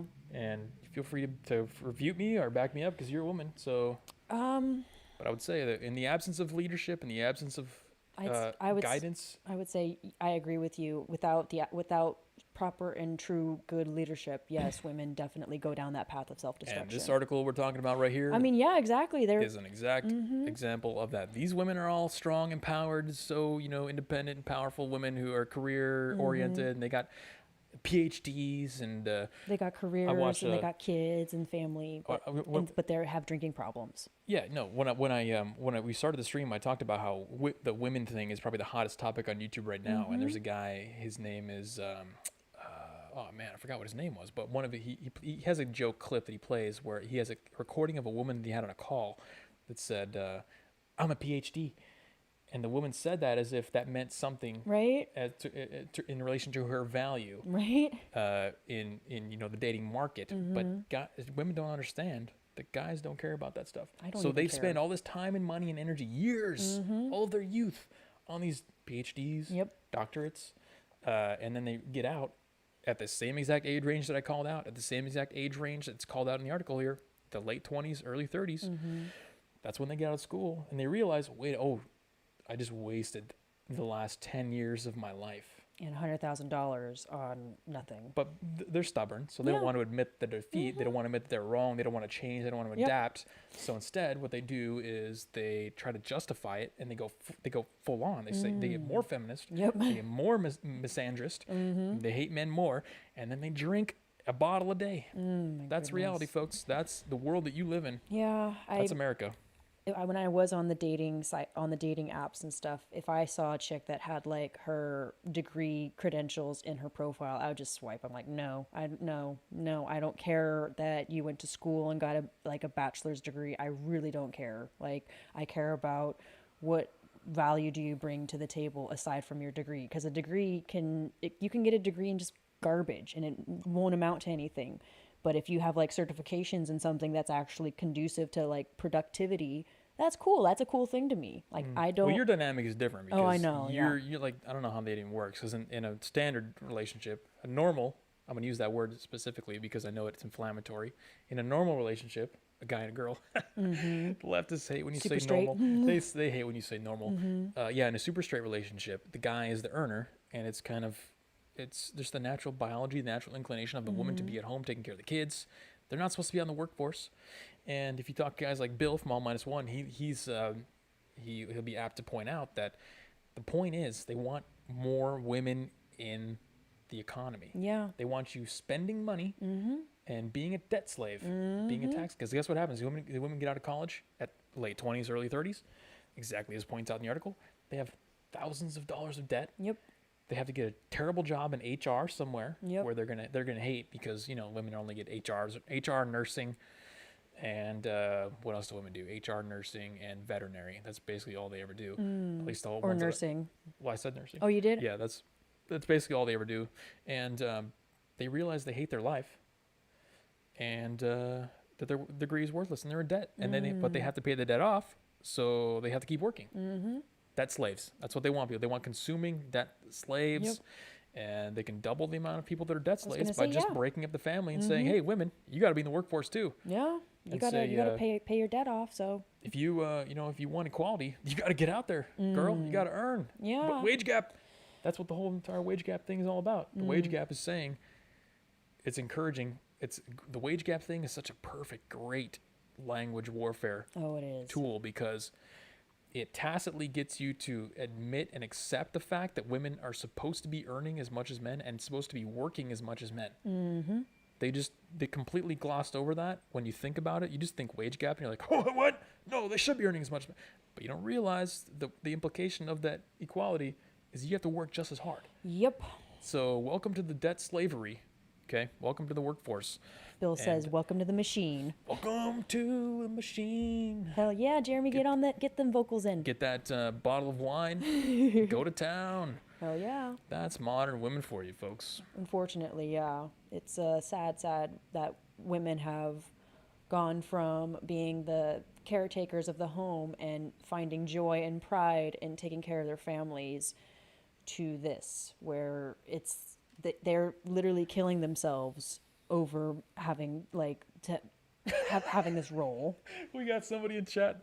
His name is Women's Rights Was a Mistake. I love it.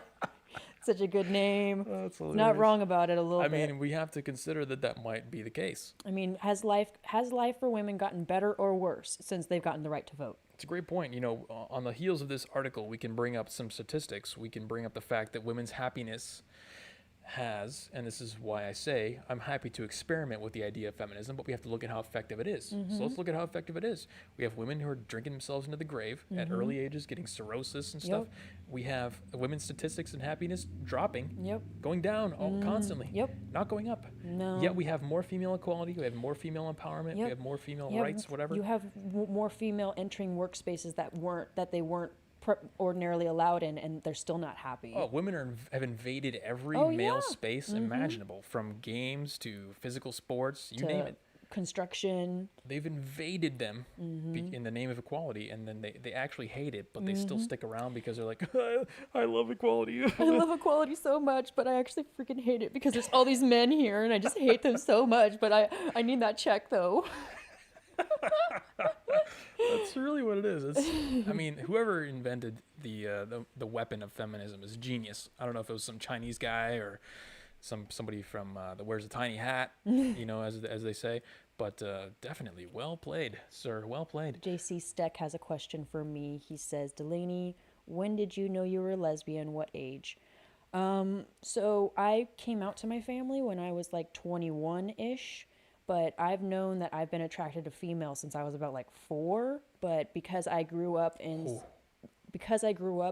such a very like closed, not closed, but just very small community, I didn't even know what gay was. Like, and see, that's exactly why you're so lucky, because if you grew up in today's age, oh yeah, you'd be screwed. Oh, I would, yeah. You'd be on hormones. You'd have a beard and stuff. Oh, you know, yeah. You'd be Danielle. Or no, Daniel. Daniel. You know, yeah, you'd be Daniel. Well, I mean, Delaney's a unisex name, so you would have got the cabal would have loved to just snatch you up. Oh, 4 yeah. years old. Oh my God. Yeah. You went to school. You would have been taught about how your pronouns, and you might not be your real self and stuff like that. Yeah, I knew I was, like I said, I knew I was attracted to females. Like at 4, like the first day of kindergarten. My mom asked me this a while ago. She was like, when did you know? And I was like, first day of preschool. But because I was so little, and because I was so, I don't want to say sheltered, but because I grew up in a very closed community, very tight-knit community, I didn't even know what gay was. So as a child, I chalked that up to, oh, I just admire the pretty girls in my class. I didn't know the difference between like sexual attraction and just like admiration. Nobody does at that age. Yeah, which is normal for a child. And it wasn't until I got to like my teenage years and I started, like I went through puberty and my hormones changed, is when I kind of started realizing, no, I actually do like girls, but I still gave boys a chance. It's not like I didn't give boys a chance. I did date boys for a bit in my life, but you barely skirted out of the jaws of death. Yeah. And then once I met my ex-girlfriend at when I was like 20, 21, we worked together, and she was into girls, I was into girls, started dating her, finally came out and told my parents. I was like, yeah, I kind of like girls, Ma. And but here's the thing. Would you agree that most lesbianism is also generated by my theory of childhood trauma? Oh, yes, absolutely. Boom. You see how adamant that agreement was right there, ladies and gentlemen? Well, my ex-girlfriend, she is a lesbian because of childhood trauma. I think most of, like 95% of them 95. I'm like one of the few few lesbians that has never been molested, has never been raped, has never had never had anything bad happen to them that like forced me into lesbianism. Man, you have like some kind of crazy blessing from the gods or something. Right? You, oh my God, Yeah, I you wasn't skirted out I so wasn't many molested by disasters. I wasn't molested by a crazy uncle or anything like that. I had two parents that loved me, raised me. I have an older brother, an older uncle. I absolutely love and appreciate and not worship, but just have admiration for all the men in my life. She And loves men, ladies and gentlemen. yeah, I'm She not a just doesn't, man-hating lesbian. I just don't want to. I just don't want to wake up next to one every day. Sorry. Osis says, great point here. He says that so many, quote, educated women I've met are extremely dumb, from pharmacists to doctors to nurses to teachers with masters and doctorates. All of them ended up thinking I was smarter. Yeah, see, I've encountered many women who play that same role. Nurses are the worst, man.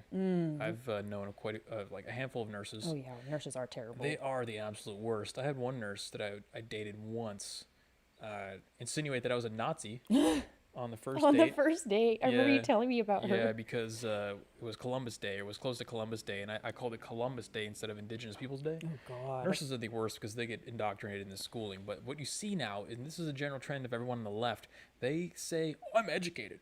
I'm an educated woman," or they'll try to say that they're educated. That means their points are valid. I've never met anyone who's ever said that I'm educated that wasn't an absolute retard.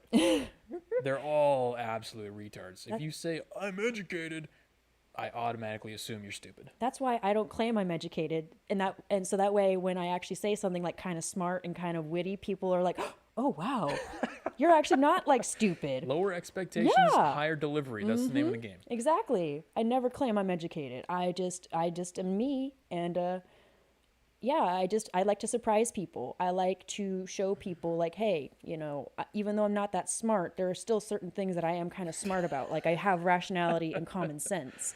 And in this world that we live in, common sense, honestly, common sense, if you just have that, you're pretty much smarter than almost every person that graduates from college nowadays. See, we have a woman in chat who's a successful woman. She's also won the game. She's in the same ballpark as Bill from All Minus One. She has kids. She's married. She says, I lived in misery until I was red pilled 15 years ago. There you yeah. go. So the red pill means kind of the opposite of the feminist lies and everything. Basically just nature, biology, the truth, reality. That's what the red pill means. JC Steck, 4 years old, it wasn't sexual. I mean, looking back at my attraction to girls when I was 4, yeah, it was sexual back then, but because I was so young and my parents were really good about not introducing me to like sexuality and violence and like certain topics that children should not be introduced to, because my parents were actually pretty good parents. Like I said, I just chalked it up to like admiration. But looking back at those memories and looking back at those feelings now as an adult, I was like, oh yeah, it was totally sexual. But at 4, it shouldn't be. So that's why I'm against like schools teaching children about gay stuff and about any of this. It's like, no, let them explore it themselves. You don't need to like sit them in a classroom and teach all of these children and indoctrinate them with these ideologies. That's why we're seeing a rise in children, especially young girls, coming out as transgender now, because they're learning about transgenderism. And instead of just being like, oh, I'm a girl that likes to wear boy clothes sometimes, it's now, oh, you're a transgender if you like to wear boy clothes. Yeah. Yep. It's like, instead of just accepting that some girls are more on the tomboyish side of style, it's like, nope, you're transgender.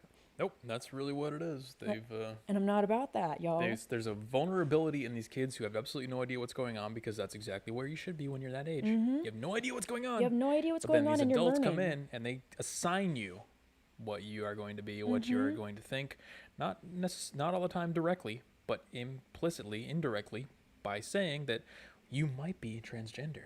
Just the mere suggestion of the idea, based on the premise that you don't know who you are and that this might help you find out who you really are, gets them to go down that path, and then a lot of them end up regretting it.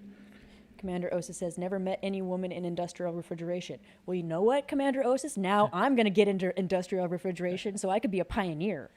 No, I've never met any women in information security either. Let's see here. Got a lot of good comments. I'm just going through these. Let's see here. Oh, okay. Boop, boop, boop. Oh, there was one good one up here from, where was it? Women's Rights Was a Mistake says, fee fails. I think fee fails is a female fails, like just women who, like the 30-year-old cat ladies, alcoholics, probably the women that we're talking about in the article here. They're addicted to birth control pills, OnlyFans, and TikTok nowadays. They hate babies and love degeneracy. Yep, that's what women's rights has been chopped up to now. So, I mean, that's pretty much it in a nutshell. That's a good point about the birth control pills because Oh yeah, they're popping it like candy. the birth control, if we were to, I think that's one of the biggest mistakes of all time, really, is birth control, actually. Birth control is what facilitated the feminism movement. It's what facilitated the sexual revolution. It's what facilitated the degeneracy that we're seeing now. It devalued sex to the point to where you could just have it with anyone, or you think you can have it with anyone. I mean, these guys, we don't even want to talk about the body counts that these women have. It takes away like personal responsibility. Exactly. The same thing with abortions. It's the same principle where you think you can just do whatever you want and then there's no consequences. Yep. It's the removal of consequences. That's really what it is. And when you remove consequences, guess what happens? You get Cardi B dancing on the stage and shaking her wop at everybody. That's There what you you go. get. Like I said, women will destroy themselves if they do not have leadership. If left to their own devices, women will naturally, innately just destroy themselves. And I mean, there we go. I love that I have the article stuck on the screen. And I can't change it because OBS has malfunctioned. So I can just keep pointing right back to it because every point I make is evidenced exactly by the studies and the information we're seeing right here. Yeah. Let's see. Mitch says, I had a friend that had two mothers. He had serious anger issues and he was messed up. He just died of a heroin overdose a few years back. Oh no, that's so sad. And that is terribly sad. It's terribly sad that poor man didn't have a male leader in his life to, keep him on the straight and narrow. That's why I'm also a rarity in the lesbian community, because if I do have children, I'm going to have children with like another female, but I don't want my kids to not know who their father is, because I think it's important, because I don't want what happened to this young man to happen to my children, where they're raised to believe like all men are evil and that because they're a man, like their mothers hate them. Absolutely not. Well, I mean, you can just look at the black community, for example. They have the highest rate of single motherhood, and a lot of people incorrectly assume that the black men are masculine. No, they're feminine. Black men are the most feminine population of men in the entire country. Oh, I know. There's potentially in the entire world. Oh yeah. I don't know. I mean, maybe Korean men. They're pretty feminine. Did you see the BTS guys performing at the Grammys? Oh no. Dude, they look like women. Oh, it's they like do. They had the testosterone sucked out of them. That's a huge thing in Korean music right now. Is the boys are looking like females and they're dressing like females and they're androgynous. I just came into my mind as we were talking about this, but black men, the reason they're so feminine and is because they don't have any fathers. People, you need to have the father and the mother, otherwise you're gonna be you can't have all that anger and the mother's unbridled rage. Arian wants to know, Delaney, is there such a thing as a super lesbian? Me think all of you would go straight for the ideal man, say like Henry Cavill or Chris Hemsworth type. Is that correct? Oh. So would you go straight for Henry Cavill, or are you super lesbian? She's thinking about it. That means that she would do it. If it's not an immediate no, it's a yes. I mean, personally, I might go straight for like Chris Hemsworth. Boom. But that's just because he he has superior genetics. Like he's like 6'4" and like muscled out and has a nice hairline. Is he that tall? Yeah, he's a pretty tall dude. Okay, well, what if he didn't have any money? Oh. See? Yeah, if you had no Women money, love then that's a status. deal breaker. See? That's a deal breaker right Women there. You have gotta have the status. money. You gotta have the whole package. You gotta guys. have the whole package. You gotta be jacked and rich. You gotta be jacked, rich, have nice teeth, nice skin, and nice hair. If we're getting plugged directly into the female, even though she's a lesbian, she admits it. Oh, the camera's working. What's going on with the camera? OBS? Well, Did OBS start working again? Maybe. Whoa! Hey, how about that? Yay, OBS, it's we're working back, folks. again. After being frozen for 45 minutes, we're back. Oh man, that was This is a fun one.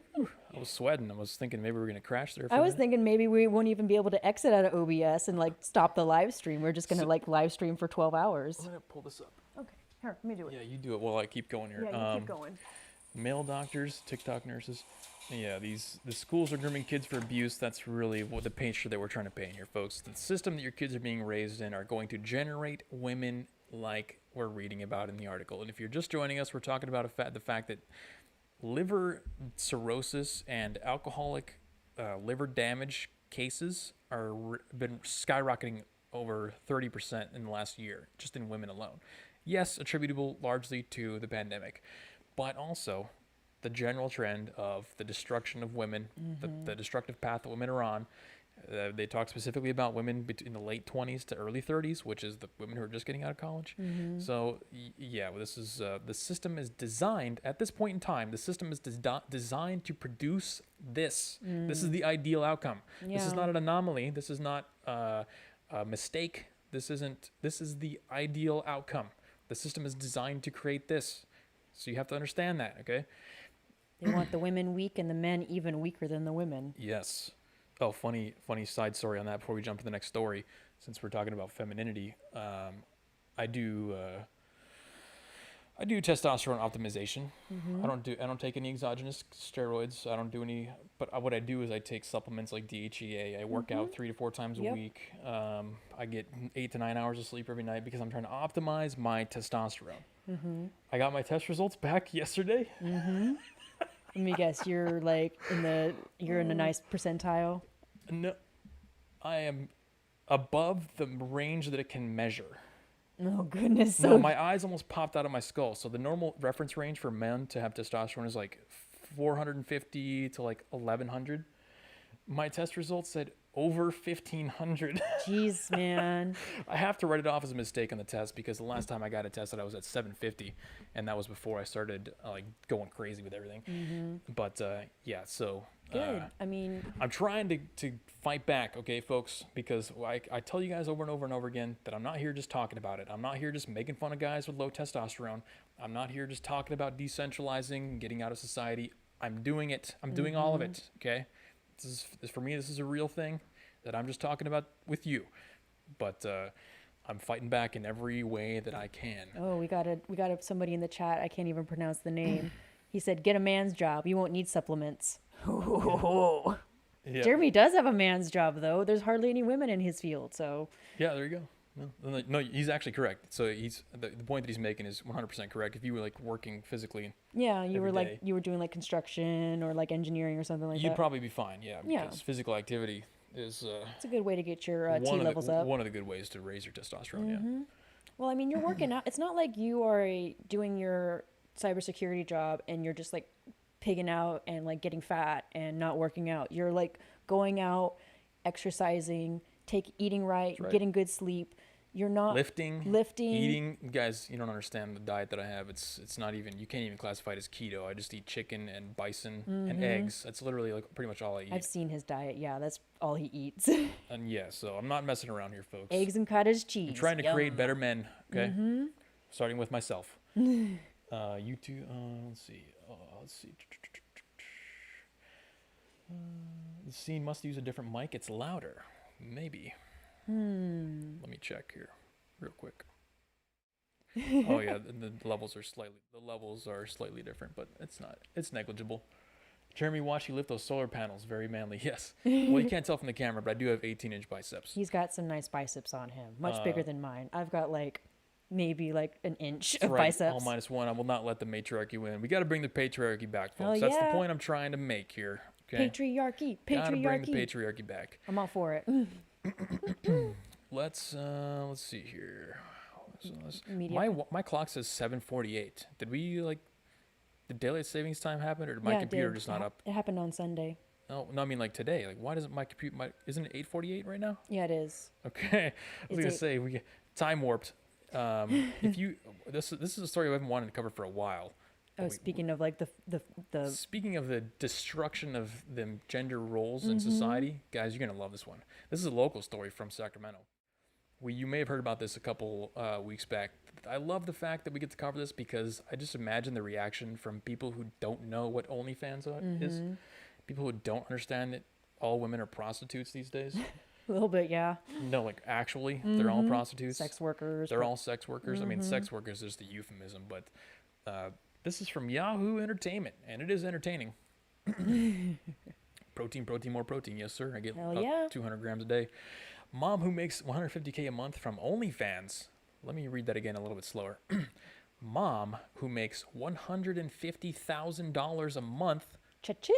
from OnlyFans says Catholic school expelled her 3 sons because of her page. Ooh. There's so many angles in this. This is going to be great. Oh, man. So the outrage here is about the fact that her kids got expelled from Catholic school because she was prostituting herself online. That's not the real story here. No. We don't really care about that. We're talking about the fact that a California mom of 3 who is, what's her age? 46, I think? Yeah, I think she's like in her late 40s, I believe. Late 40s. If I remember correctly. Maybe early 50s. Let's go with late 40s.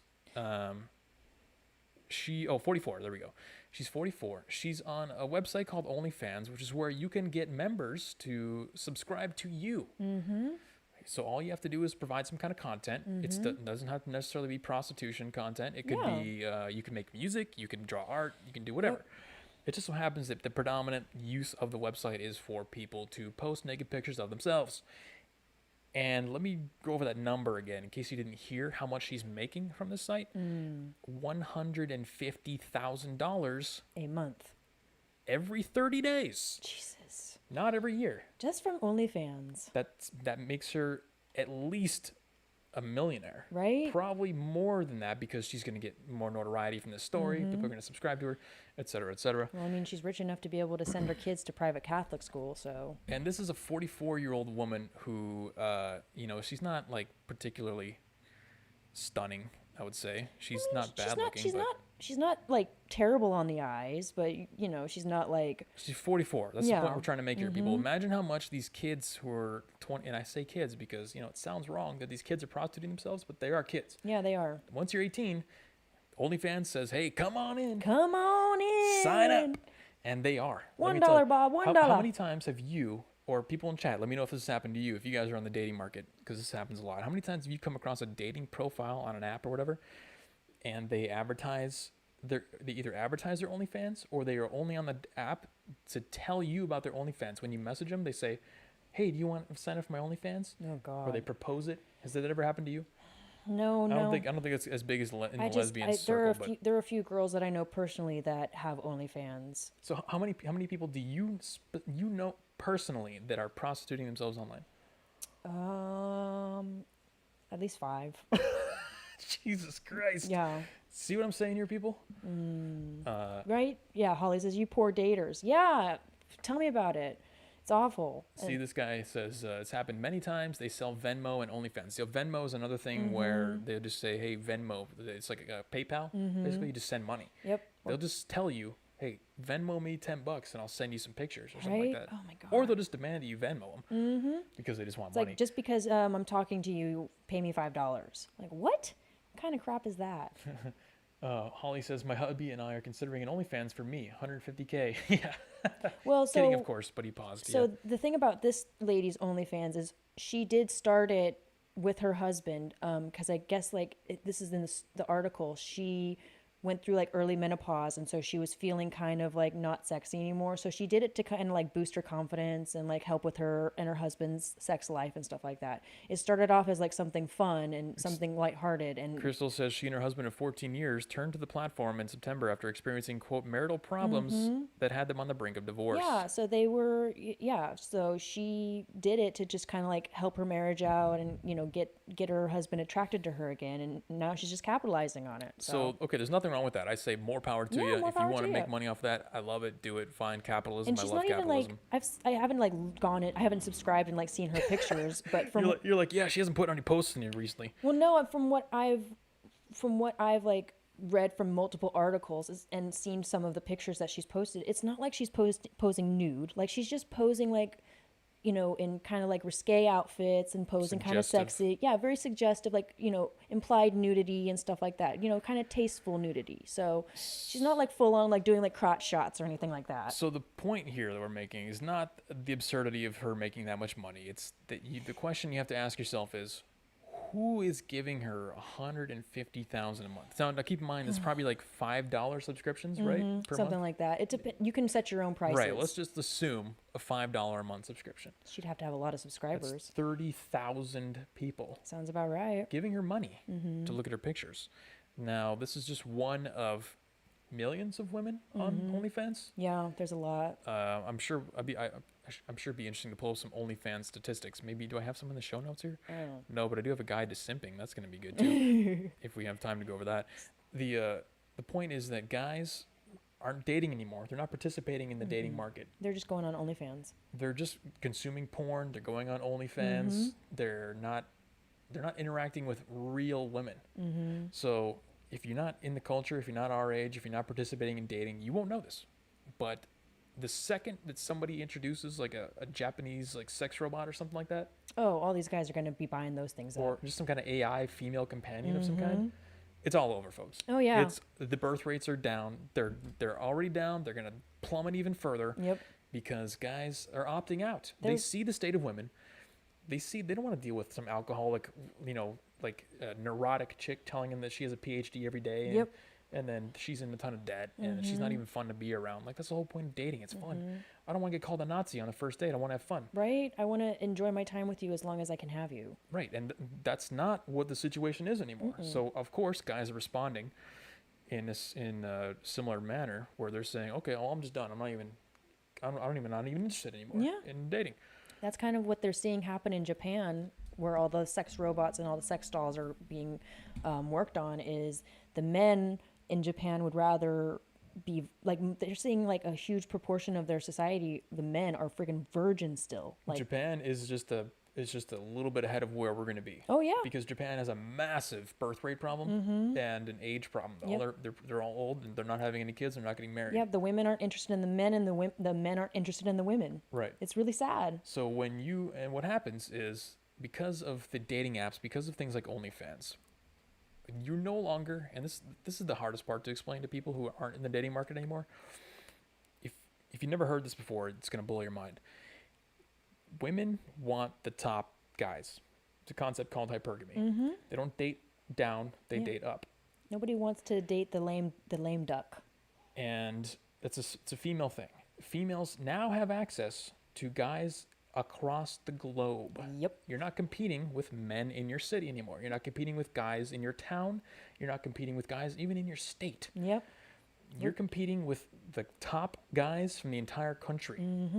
Because that's who the women are getting messages from. Getting sugar daddy offers from guys in Dubai. Hell yeah. That's who the women are getting attention from. That's who they're getting message from on Instagram, on these dating apps. They only want to swipe right on the guys that have a picture of themselves shirtless with a six-pack in front of the Lamborghini. That's what they're swiping right Even on. though the guy doesn't own the Lamborghini, he's just found it and took a picture in Right. front of it. Oh, I'm gonna do that. I probably won't do a Lamborghini. I'll probably do a Aston Martin or something. Just a little more class, you know. A little bit more cool. Yeah. Get 007's car. Yeah, exactly. Lamborghinis, a little played out.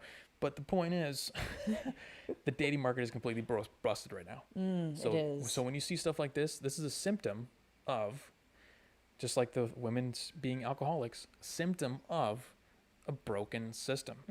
So you're not hearing about this now, and you may not hear about this for years.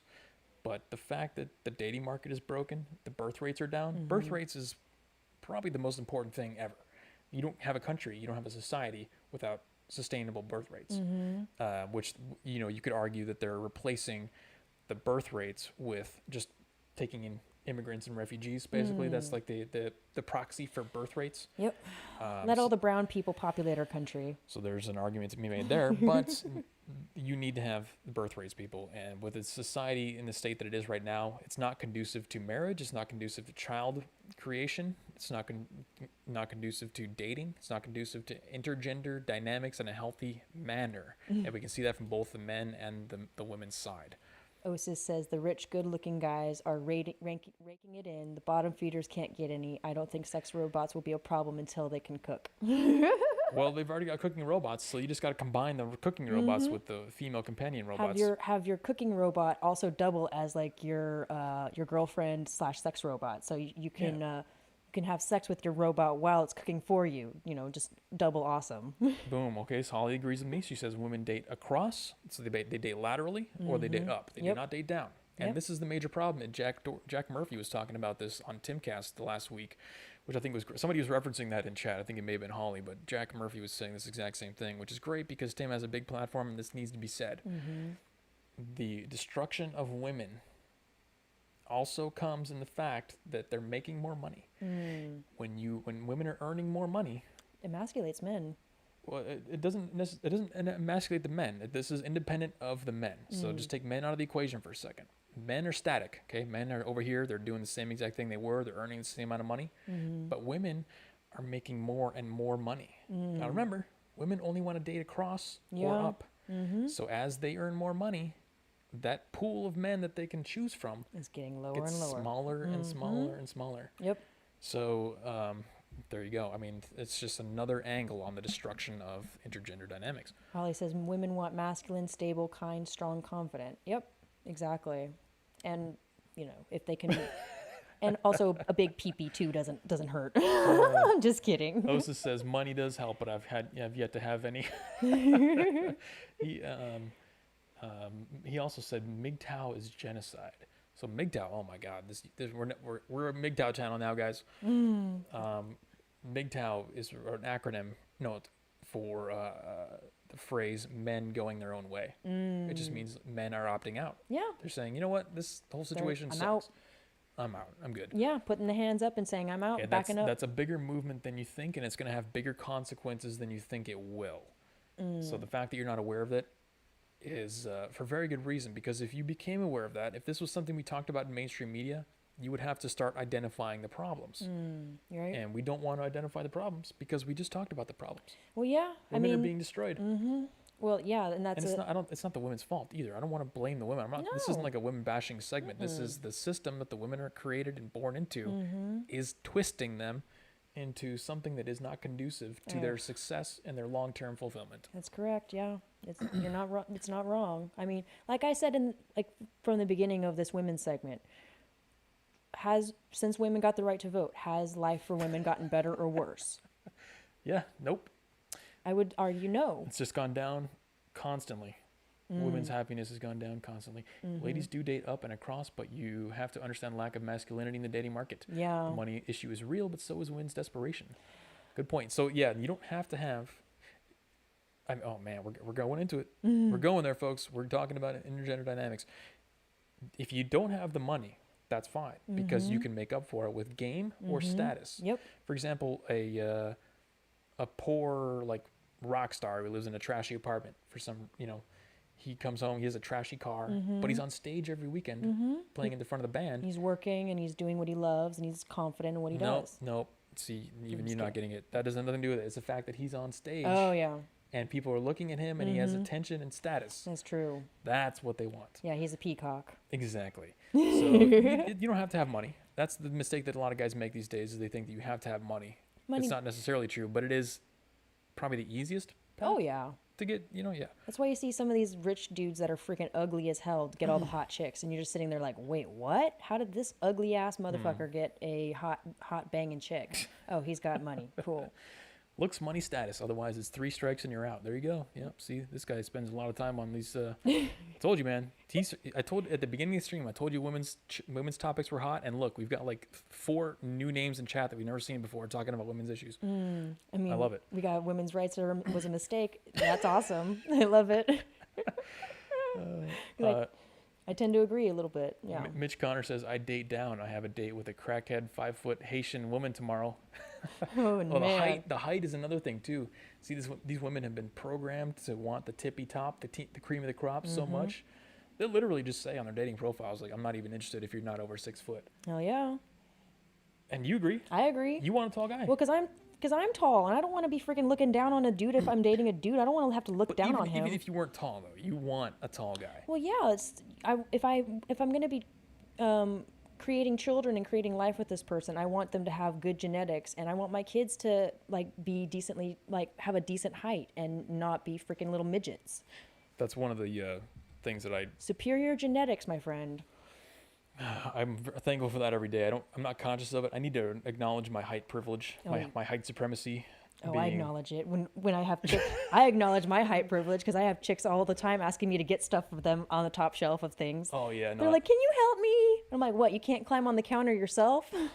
Yeah, no, I do feel for guys who are shorter, but you know, you can still succeed if you're shorter. yeah. Again, there's nothing is based off of a single variable. It's just there's gonna be some things that give you a little boost here and there. Like I said, a big peepee also goes a long way too. So, I'm trying to make this a PG-13 stream hey, here. I didn't say like the D word. We already talked about the WAP song, so yeah, it's so already over. it's all good. Hey, Mitch, Mitch is 6'3" too, man. I'm Hell 6'3". yeah. What's up? Yeah. And plus, most of my family members are all like over 6 foot. So all the men. So when I look at men, I'm thinking like, oh, this would be a good worthy man. I want them to be tall like the men in my family. Did we paint a good enough picture for you folks about how disastrous this situation is and what the sad state of modern women really is? Because that was the title of the stream, and I would like to make sure that I deliver. I think that I delivered. I think we did. painted a picture well enough, and we had you here to back up everything we said the whole Yeah. time. You are still a woman as far as I know.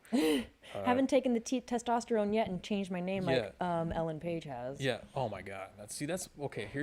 Here's the Ellen Page thing, and I want to. This is an idea that I had that I want to get Just out had there. to bring her up. I want to I was wanting to talk about it, but I didn't have it on the show notes. So I didn't have a link to it. But Ellen Page was on the cover of Time magazine. Oh, I know. I saw. I'm sorry, no, I dead named her. It's not Ellen Page anymore. What is it, like Adam? Elliot. Oh my God, yeah, Elliot, of course. It's Elliot Page now on the cover of Time magazine. He doesn't even look. He doesn't even look good. He looks so like emaciated and like sick. Looks like a heroin addict. Yeah, it looks like a freaking crack addict, dude. That's what veganism will do to you, folks. Right? Don't. Veganism and testosterone, folks. Oh my God, what a deadly combination. The point, I think that the headline of the article or the cover said, "I am fully who I am now," or something Oh like God, that. yeah. And then the subtitle was, "Yeah, the fight for transgender equality." So here's my proposition. Jerk. I have a proposition for everyone who's fighting for equality of any kind. I have a requirement before I care about any of your equality. Yes, I know it sounds like a lot to ask, but we hear about people screaming about equality a lot, and I want to make sure that we just have a clear path forward here. So if you want equality, here's what you need to supply me with: a checkbox list of all the items that we need to accomplish in order for you to have equality. I need a list Okay. of items with no buzzwords. That's a requirement. No buzzwords. Okay. Plain English, preferably less than 6 words per line. Okay. Preferably, we're following the PowerPoint rule here. 6 lines with 6 words per line, minimum, maximum. Maximum. Simple, easy to understand, easy to digest. Tell me how I can help you achieve equality, because I want you to have equality. Yeah. I want equality for everyone, but I Yeah. don't know what that means until you put it into a list, itemized, very easy to understand and comprehend, for blacks, transgenders, gays, whatever the next one is that's going to come up. I'm sure there's going to be one. We all know there's going to be one. I need a list. We all need a list. The general Yeah. population needs a list because we're tired of being yelled at for equality when we don't know what that means. Right? We Like, need to know what that means. give me things that are doable as well, instead of just giving me these vague definitions of how we can achieve equality, because that's all they have is just vagueness. It's like, well, It's just the fight for equality. It's the eternal, perpetual Yeah. fight for equality. But they never say what it is or how or why. it's like, are you not able to work? Are you like, are people like beating you up? Are And there laws that say women can't do this, or Yeah. transgenders can't Like, do this? where are the laws? Where are the rules? And where are the companies that are preventing you from Exactly. gaining equality? And they can't answer that. I mean, if they could, then that would be awesome. Like, Well, I agree with you. I'm like, give me a list. And requesting a list is a reasonable thing to ask for, because I want to help you. Yeah, let's get we there. Let's wanna get help. equality, but I need a list because I don't know what I'm doing. Yeah. I'm just a stupid white guy. I have all privilege. I don't know what to do with it. Yeah, you stupid tall white guy. Yeah, and I really want to help out, but I need a list, and you know that they're not going to be able to provide one, which is why that's such a great request. So if anybody asks you to fight for equality, or what you've done for equality, or if they mention the fight for equality, tell them, okay, I'm willing to help. I want to help. I can't wait to help. Just give me a list. Yeah. Give me a list of things that we need to achieve equality. Yeah. Because in the real world, if you have a professional career, if you've been productive in any kind of environment at all ever in your life, you know that's how the real world works. You get an objective, and then you have sub points of that objective. What needs to be done to consider that objective achieved? But that's the rub. That's the game. They don't want you to achieve it. It's never going to be achieved. It's not never- supposed to be achieved. it's never gonna the be enough. perpetual fight that's just out there, ethereal. We don't know what it is or Yeah. how to get it or where it came from. It's just a fight. The fight is always there. But if you force them to acknowledge that it's a reasonable thing to ask for a list, and you also frame it in the way that you're trying to help, then, I'm trying to throw a wrench in their brain. That's really what I'm doing. The gears of their brain, you got to throw a wrench to disrupt their patterns. It's like, give me some ideas here of like what we need to do. What are like some. No, not even that. You have to be very specific.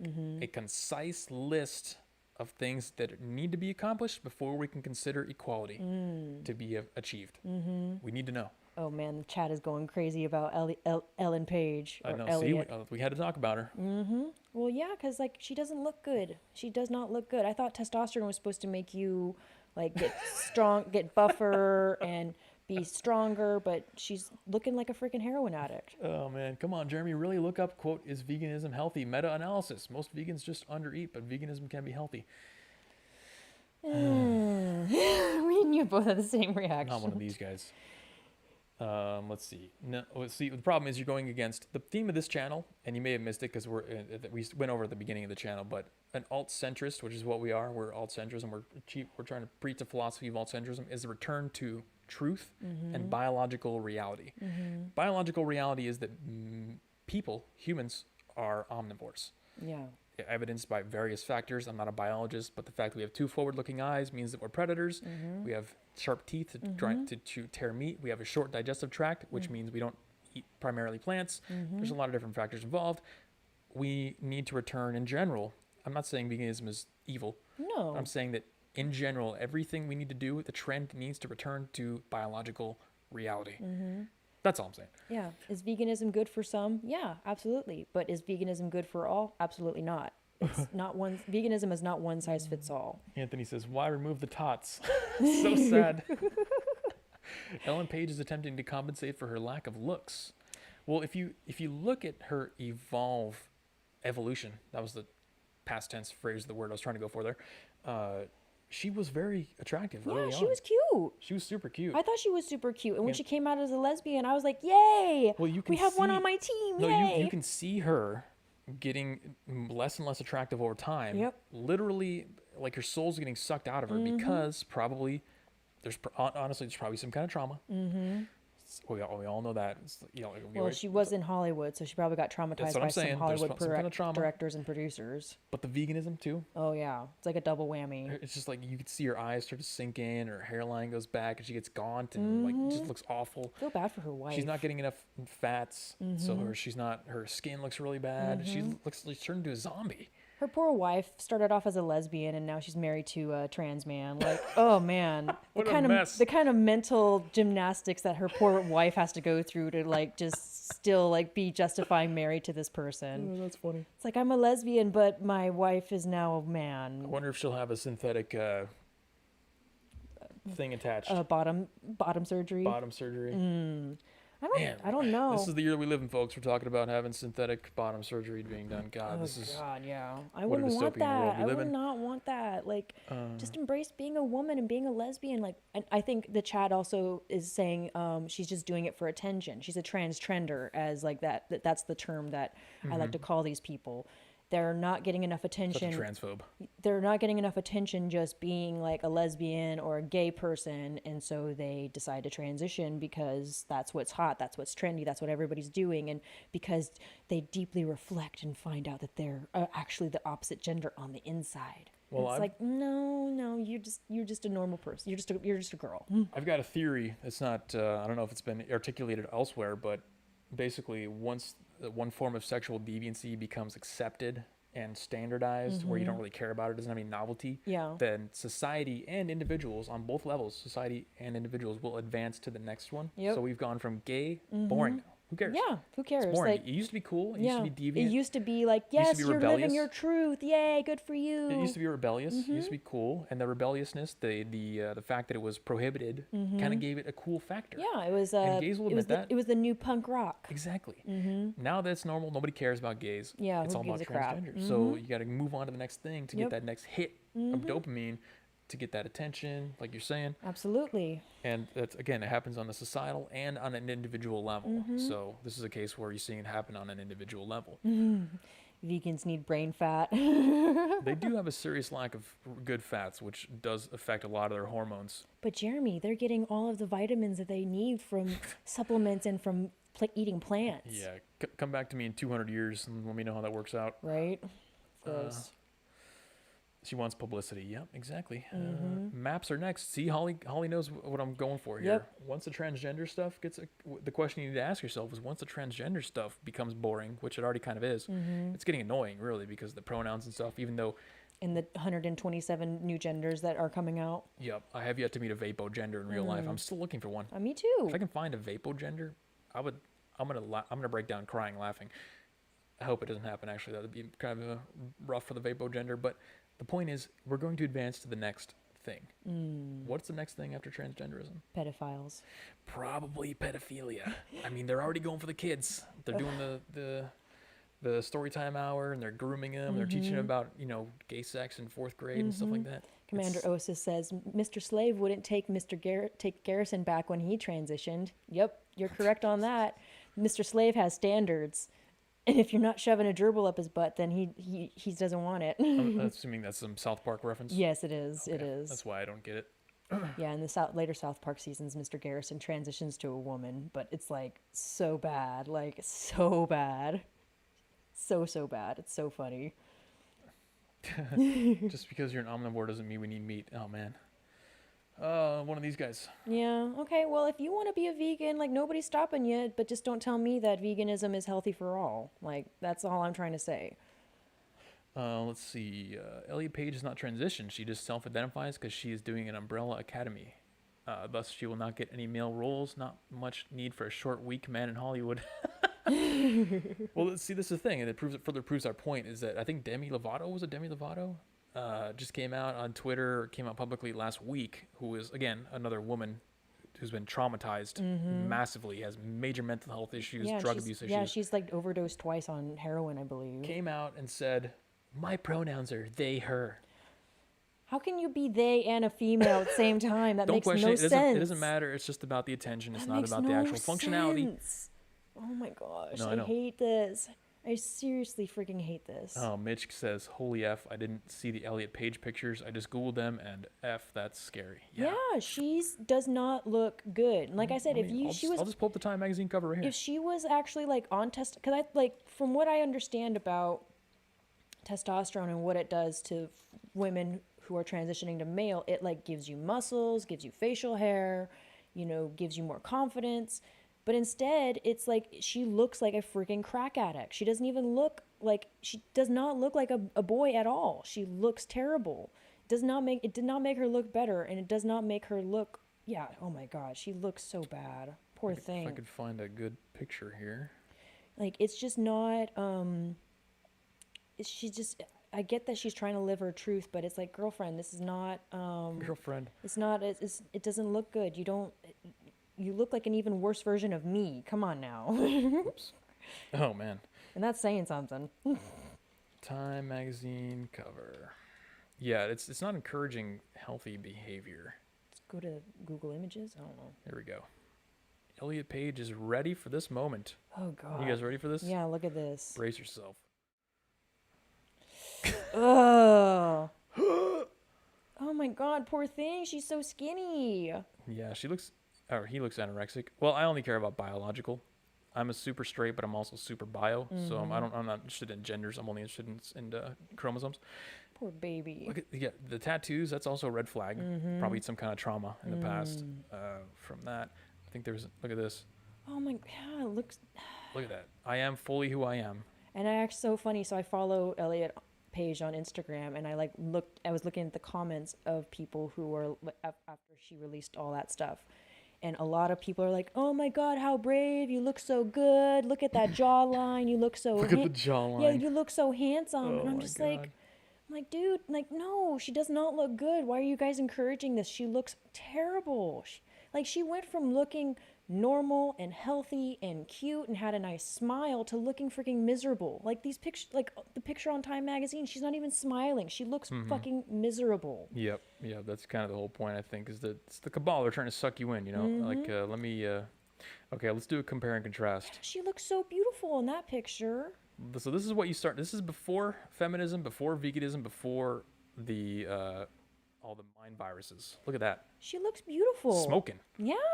I would definitely She's take got her out. beautiful hair. She's got a good jawline, you know, good cheekbones, beautiful eyes, nice skin. And then it goes to To this. that. Oh my goodness. Oh God. Ooh.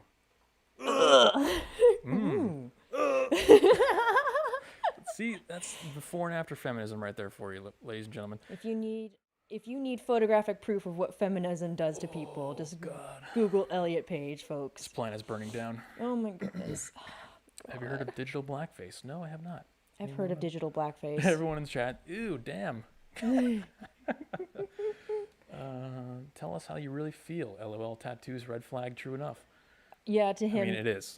Tattoos are definitely a red flag. That's what he told me about She my doesn't like that tattoos. because she's got tattoos. Yeah, I've got but- tattoos. I've got like 5, and I've got one really big one on my ribs, but I have no trauma. I just like tattoos. I really do, and I like the way they feel. Like, it's weird. I love just, yeah. I know, he's like, Justify "Ugh." as much as you want. He's like, "Ugh, you're so A gross." recovering meth addict. Yeah, well, see, that's, I think we painted the picture well enough for you guys. JC Steck says, can she get a mulligan? You know what a mulligan is? No. It's a golf term. So, like, say you mess up on your first swing, a mulligan is like okay. a redo. Oh. Well, I mean, if she hasn't had any surgery, maybe. Yeah, if she doesn't cut off her tits and get a fake penis, then she can do a mulligan. But I don't know. I think she's at that point of no return mentally, where she's not gonna see how terrible she looks, and she gets all this encouragement online from all her fans, all her tranny friends are like, yes, Queen, you look so. I mean, King, you look so good. Queen, King. Queen, King, whatever the fuck you are. Yeah. Sorry, Jeremy's mom. Elliot got old and now she gets to look like a jaded 20-ish boy. Yeah, and telling you it's to save her youth in her mind. Oh man, well, I can guarantee there's some kind of trauma there for sure. But we can't question, we can't say that maybe that's not the right path. We have to encourage it. Remember, that's the line. If you don't encourage it, you're a phobe. Okay, we don't want to be phobes. We have to encourage it, even though she looks like a meth addict. Go, girl. Yeah, like, oh yeah, go. Go. You Oh, look wait a so second, this good. is- You're doing so good for the community. We're gonna prop you up and like make all transgenders think that this is what transgenderism is, and it's good. I hope we've illustrated the point that we were trying to make tonight, folks. The title of the stream was The Sad State of Modern Women, and I think we've done an excellent job. We've covered all the bases, from dating to biology to, I mean, you name it, motherhood, families. We've talked about it. Chat was great. Yeah, Participants in the y'all discussion tonight. y'all have been awesome tonight. Glad you guys. I hope you guys enjoyed it as much as I did. Oh, I And, definitely enjoyed. I'm sure it's going to be a topic that we're going to touch on quite often in the future. So if you like what you saw, hit the like button, subscribe, all that good stuff. I'm sure a lot of you are subscribed already, but I did see some new faces in here. If you like the stuff, we talk about this stuff all the time. Yep. Okay, we, you know, We're here Tuesdays and Saturdays, 7 p.m. Pacific Standard Time. there you go. Yep. And then we're also doing stereo Saturdays. So on Saturday, I'm going to be joining Jeremy on the stream via stereo. So he's going to be here in all his glory, being all handsome on the camera, and I'm going to be talking lips on his screen Yep. via stereo in my pajamas at home. And we take voice chats from rabid leftists. Oh, and yeah. Like Ike, that guy was awesome. that was fun. Yeah, Saturday's stream was really fun. I can't And wait to then do it that again. one chick that was like, I mean, we had a great discussion with her about COVID and like probably the causes of why COVID spread so rapidly as it did here in the States. But at least she was like open to having the dialogue and the We conversation. can have a discussion. That's Yeah. what we're trying to do here, folks. We're not trying to tell you what to think. We're trying to tell you how to think. Feel free to tell us how we're wrong. Yeah, absolutely. Push back. We love it. So that way we can actually have like good discussions and good pushback from people. Because, you know, we're not afraid to admit when we're wrong about certain things. But we also love talking